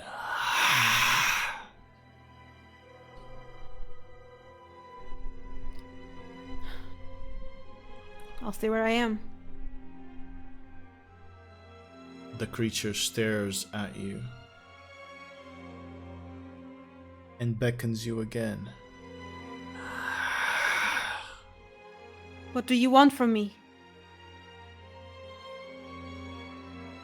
He points at you, but not at you, through you.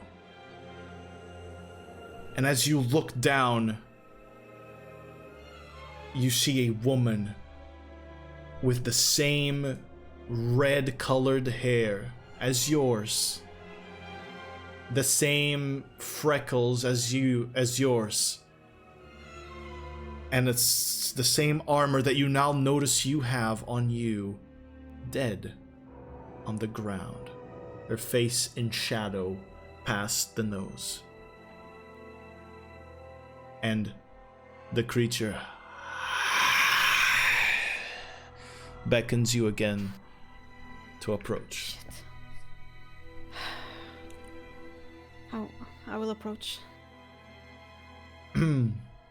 As you walk to approach it, you feel hands grasping at your ankles, and that cold wind seems to push you and guide you towards it. As you approach, the creature begins to rise in size, with the perspective standing maybe over 15 feet tall. It opens the book, and then from the raven, it plucks out a feather from the raven on its right shoulder as it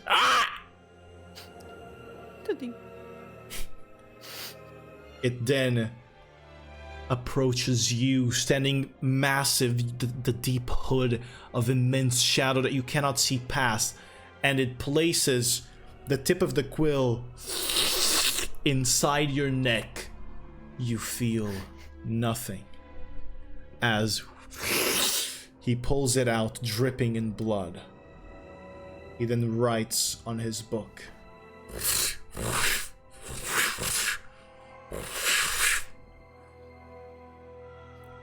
That cold wind settles around your entire body, and you feel the warmth of the blood that covers you receding. It then turns the book towards you and hands you the quill as it reduces in size into your hand. On the book, or written or in the book, there are letters in a language you do not recognize, although it looks ancient, primitive, from something that you imagine not even elves could possibly read. But the meaning of the words is carried into you by whispers. A contract is offered to you. A choice. Serve in death and in memory, or fall.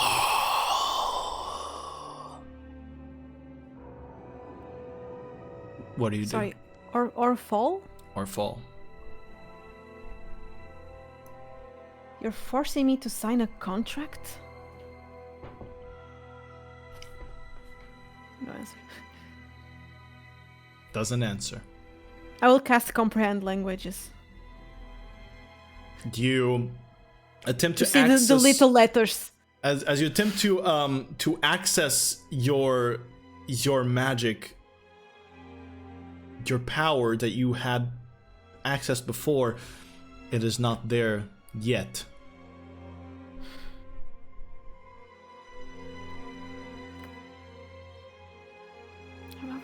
I will die if I don't sign this. I take a deep breath. And I will sign it. As you begin signing the contract, your hand writes a name that you did not remember. A name that is then whispered to you with the final scratch of the bone quill.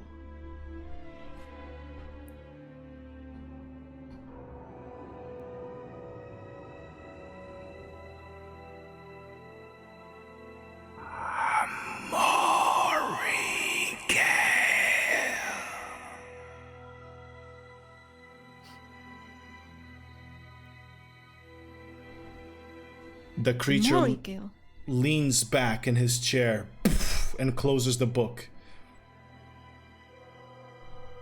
Its hands, as he drops it on the side, its hands reach into the hood, and from it he pulls a long sword with pale green runes glowing upon the polished steel and a hilt of blackened bone. It extends its left arm, leaving the robes to hang, and slowly, with the sword, cuts a piece of those same robes. Once it reaches the end of the cut, the rag is carried by the now freezing wind onto your back. The ominous figure then points to your right. I look. As your head turns, the land passes through you at an impossible speed, as if you were running on top of the fastest horse in the world, until it stops abruptly and you're standing upon a mirror. On it, the starlight above is reflected pure and bright, and beyond it, a broken tower rises.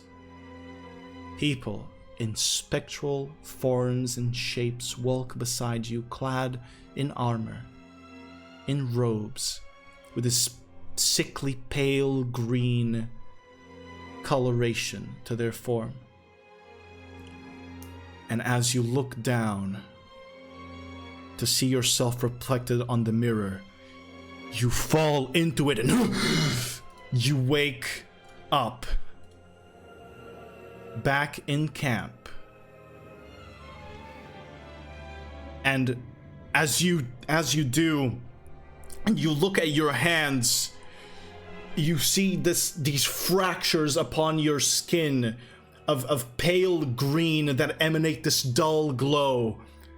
Covering you, there's something cold, but comfortable. As you see this shroud, this veil that extends behind your back and glows in pale green as it vanishes in shadow at the end.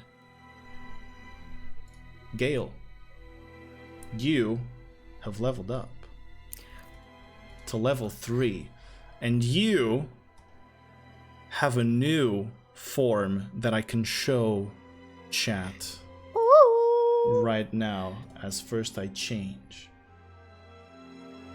As let me give a maybe a more appropriate background for this. Look at her. As Mori Gael, the Aasimar rogue and sorcerer multiclass is revealed.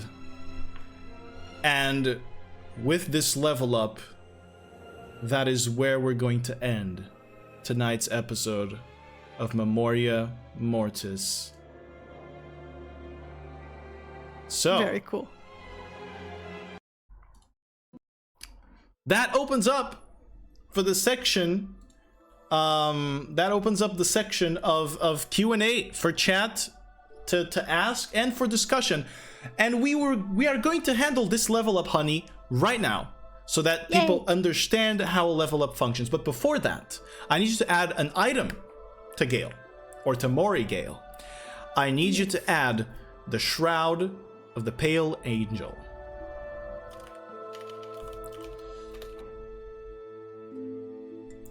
Do you want me to read what it says? Mm-hmm. This cloak is a fragment of divinity, enveloped in eternal shadow and holding the power of the Pale Angel. and it has an ability, Unseen Death. No, it's not an ability, it's a passive. Yeah. The wearer of this item has advantage in dexterity stealth checks. Additionally, while hiding in dim light or obscure spaces, the wearer becomes invisible. Very well. That is the first ability that your Shroud of the Pale Angel has, but as is common with some legendary items on Dungeons & Dragons, it might awaken to reveal more abilities. So, this level up process that we're going to happen right now, well, if chat has any questions again, go away and ask. This will be the moment. Use the command so that or the channel point reward, excuse me, so that we can have the question saved. But for the level up process, Honey, you have 1 level in Rogue, 1 level in Sorcerer. We had previously discussed, I think, that you wanted to take now a 2nd level in Rogue for a total of 3, correct?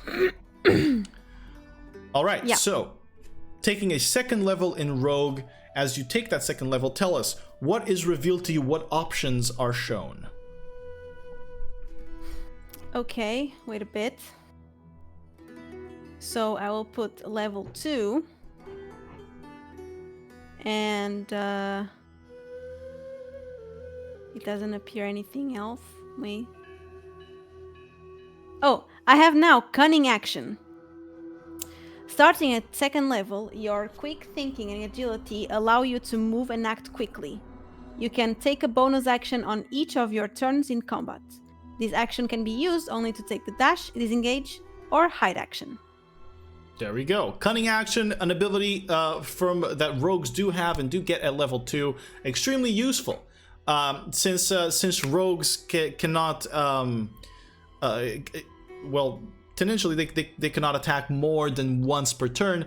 The objective of having this Cunning Action is to allow them to compensate for that lack of attacks with more movement, mobility around the battlefield, and with the ability to hide to trigger sneak attack through advantage on their attack rolls. Why? Because if you successfully hide in battle, if you roll a stealth check higher than the passive perception of certain creatures, or active perception of certain creatures, meaning that they have to roll to find you, you are considered hidden, and while you are hidden, your attacks have advantage on the creature. And guess what? If your attack has advantage, rogues trigger sneak attack, which is extra damage dice that they get to add on top of a regular attack.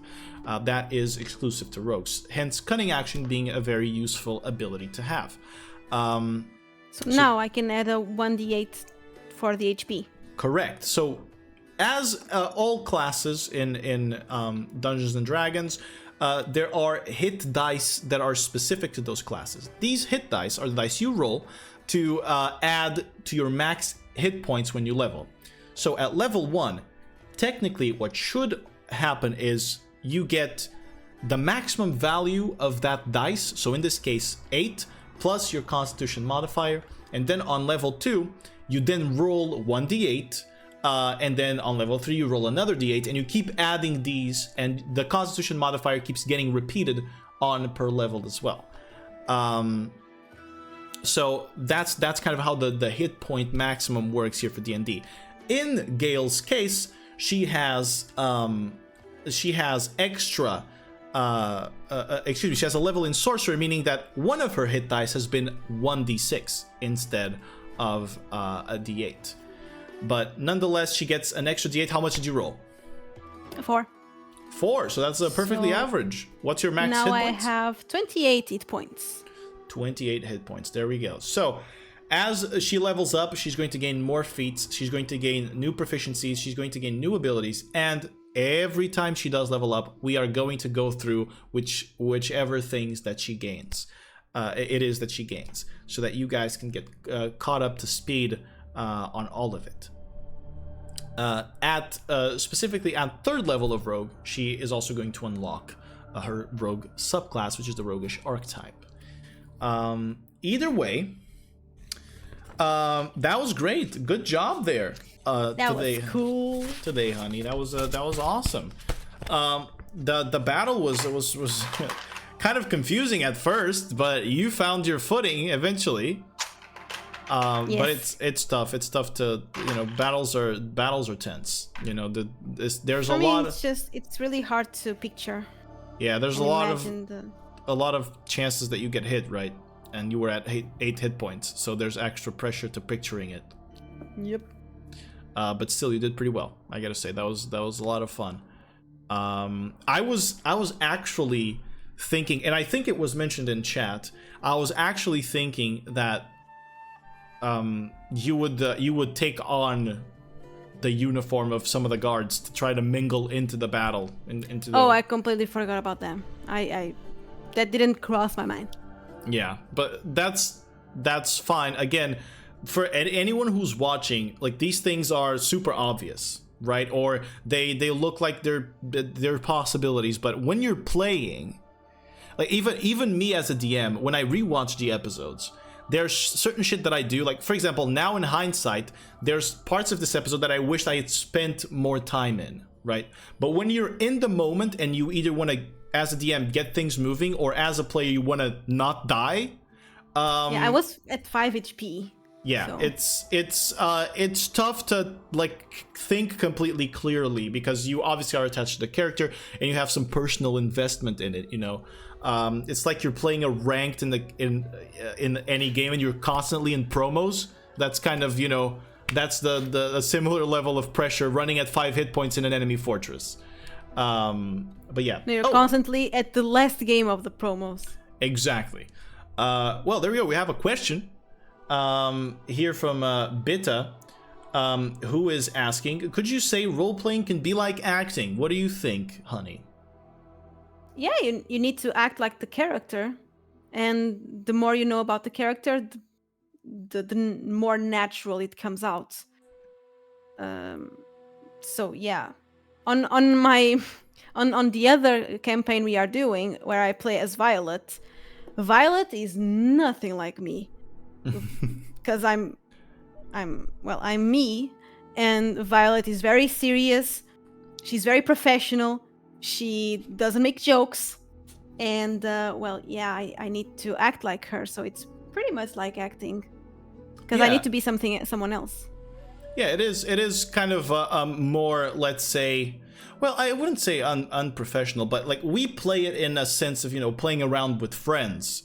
So it is, I will say that it is acting, but it is more relaxed in the setting in which we do it. Yeah, exactly. And you not only act like the character, like talking and gesturing, I don't know, but you need to think like her or like them, and that's what's fun in D&D. You not only fight and have all these rules, but also you are someone else. And that someone else is someone that you choose to be.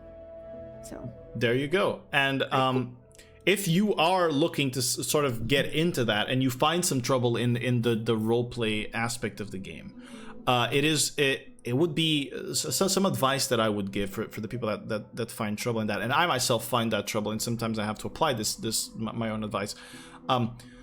Ask questions to your character. You know, write to your character, and then write as your character. So in order to you know, better understand them, if you do that, the way they react to things will be clear. And although within the session you're kind of improvising everything, out of a session, you can spend time preparing for it by reviewing what they went through, and kind of, you know, okay, you know, this is what they're going through. They have to express maybe this emotion, or maybe this is what they're feeling, because often we're separated from the character in a way. So, you know, we tend to experience things the way that we do, whilst the character kind of has a different lens.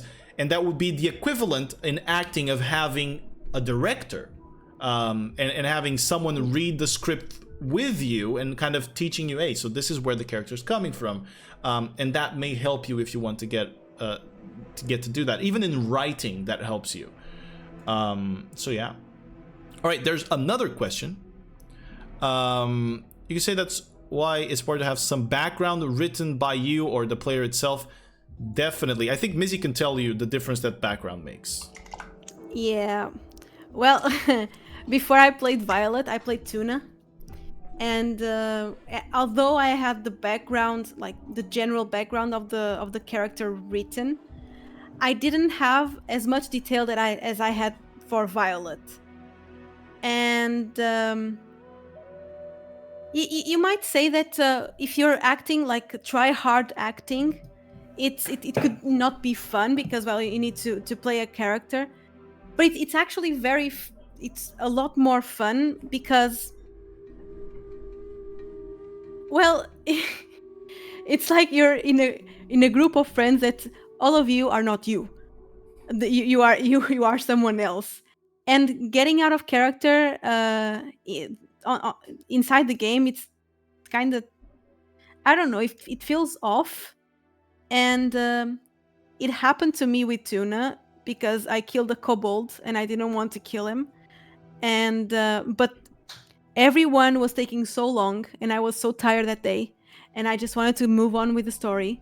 So I said, well, I cast magic missiles on that kobold and I killed him. And Tuna was a sweet little angel. she was very cute. She was a fairy. She was very cute and very awkward. And suddenly she kills a kobold. It's completely off character. So yeah, with Violet, sorry. I'll wait.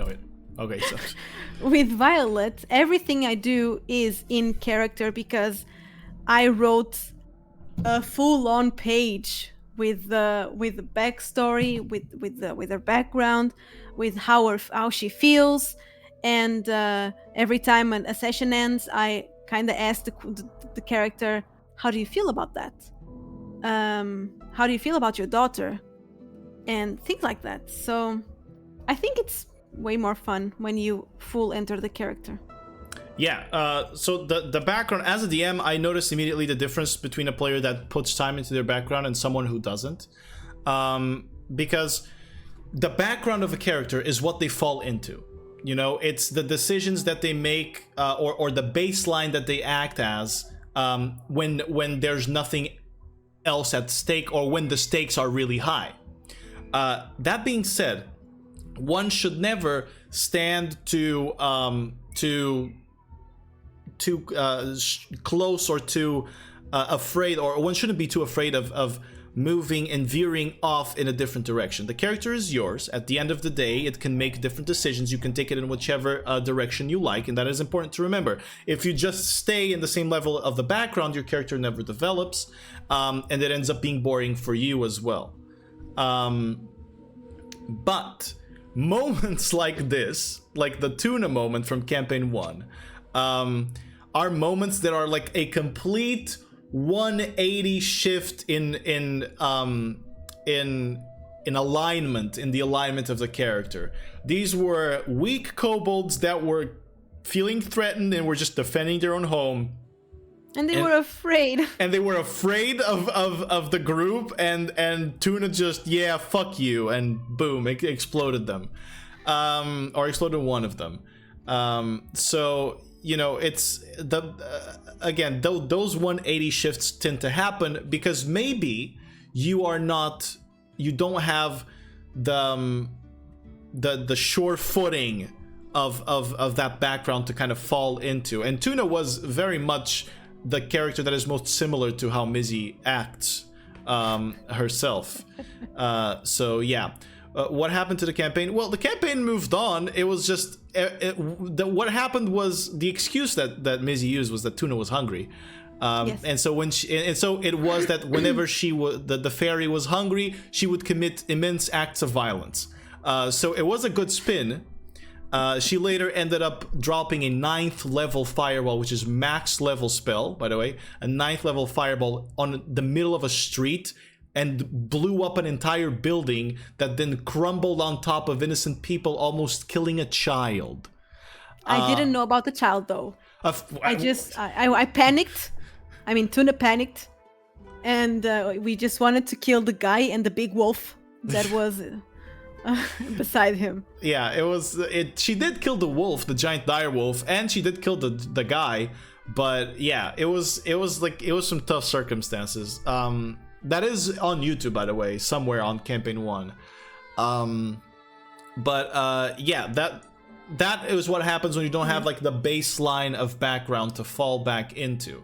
And you will notice that in, from one-shots where characters are less developed to this Requiem, for example, this campaign where the characters have very deep backgrounds, or much deeper, not extremely deep, but much deeper backgrounds. There is a massive difference in the way that to play them. And also, role-playing doesn't mean that you need to be like serious all the time and you can't like tell jokes. You're playing with friends, so if you're playing D&D with your friends and there's just this really off-character comment that you want to make, as long as you're not kind of ruining someone's moment that they're having, and they you want to jump in on the fun with them, go ahead and make it. It's all about the table you're sitting at. So there's people that joke around a lot, there's other people that are very serious, there's people that are very mechanical with the game and don't do much role-playing, just want to enjoy the dungeon crawling aspect of it. It all depends on the table, on how and what you agree with the players at the table, your friends, and with the dungeon master. So yeah, that's what's kind of freeing about D&D, is that you can kind of play it how you want. And however, and even if this doesn't speak very well to the quality of the TTRPG itself as a game, that you kind of can just grab it and change it so much and kind of like mod it in your own way, and you kind of almost have to mod it for it to be really fun.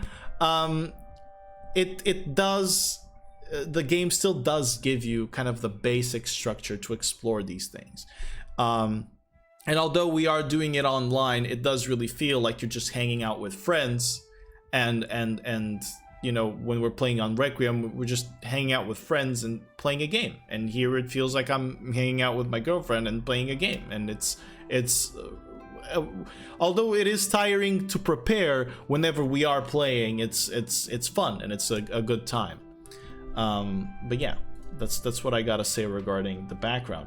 Anything else, my friends, that you'd like to ask? Any other questions? And you, honey, is there any question you want to make? No. I just want to say regarding the acting, I am practicing, okay? I am practicing. I'm not the very best at it, but I'm practicing. And I'm going to be an excellent Dungeons and Dragons player with really good acting. You do really well already. And the important thing to me is that you are having fun. That's why we're making these games. So as long as you're having fun, that's what matters. Anyway, chat room. For the people on Twitch, you can check out the YouTube channel where all things are placed. The people watching on YouTube, check the Twitch channel down below. Don't forget to follow Mizzy as well. Her link will also be down below in the description on YouTube and is in the title on Twitch. Now, for the people, yeah. And there's a one shot called "Home is Where the Colors Are" that it's really fun. It's one of the best one shots that Onion created, and it's with the characters from the campaign 1 with my Tuna. So if you want a little snippet of Tuna, go watch Home is Where the Colors Are. It is here on the YouTube channel, or you can find it on YouTube, on the playlist of one shots that we have there. But now it is time for us to leave. For the people that are on Twitch, stay for the raid. We will be raiding one of our players, one of the people that plays with us on Requiem, Tresh Tunes. He's playing Pokemon, the DLC, I believe. And for all of those watching on YouTube, thank you so much for the support, and I hope that you are enjoying this. All right, honey, I think it's time for us to leave. Bye-bye, folks. Bye. Take care, and we will see you next week, I think. Bye-bye.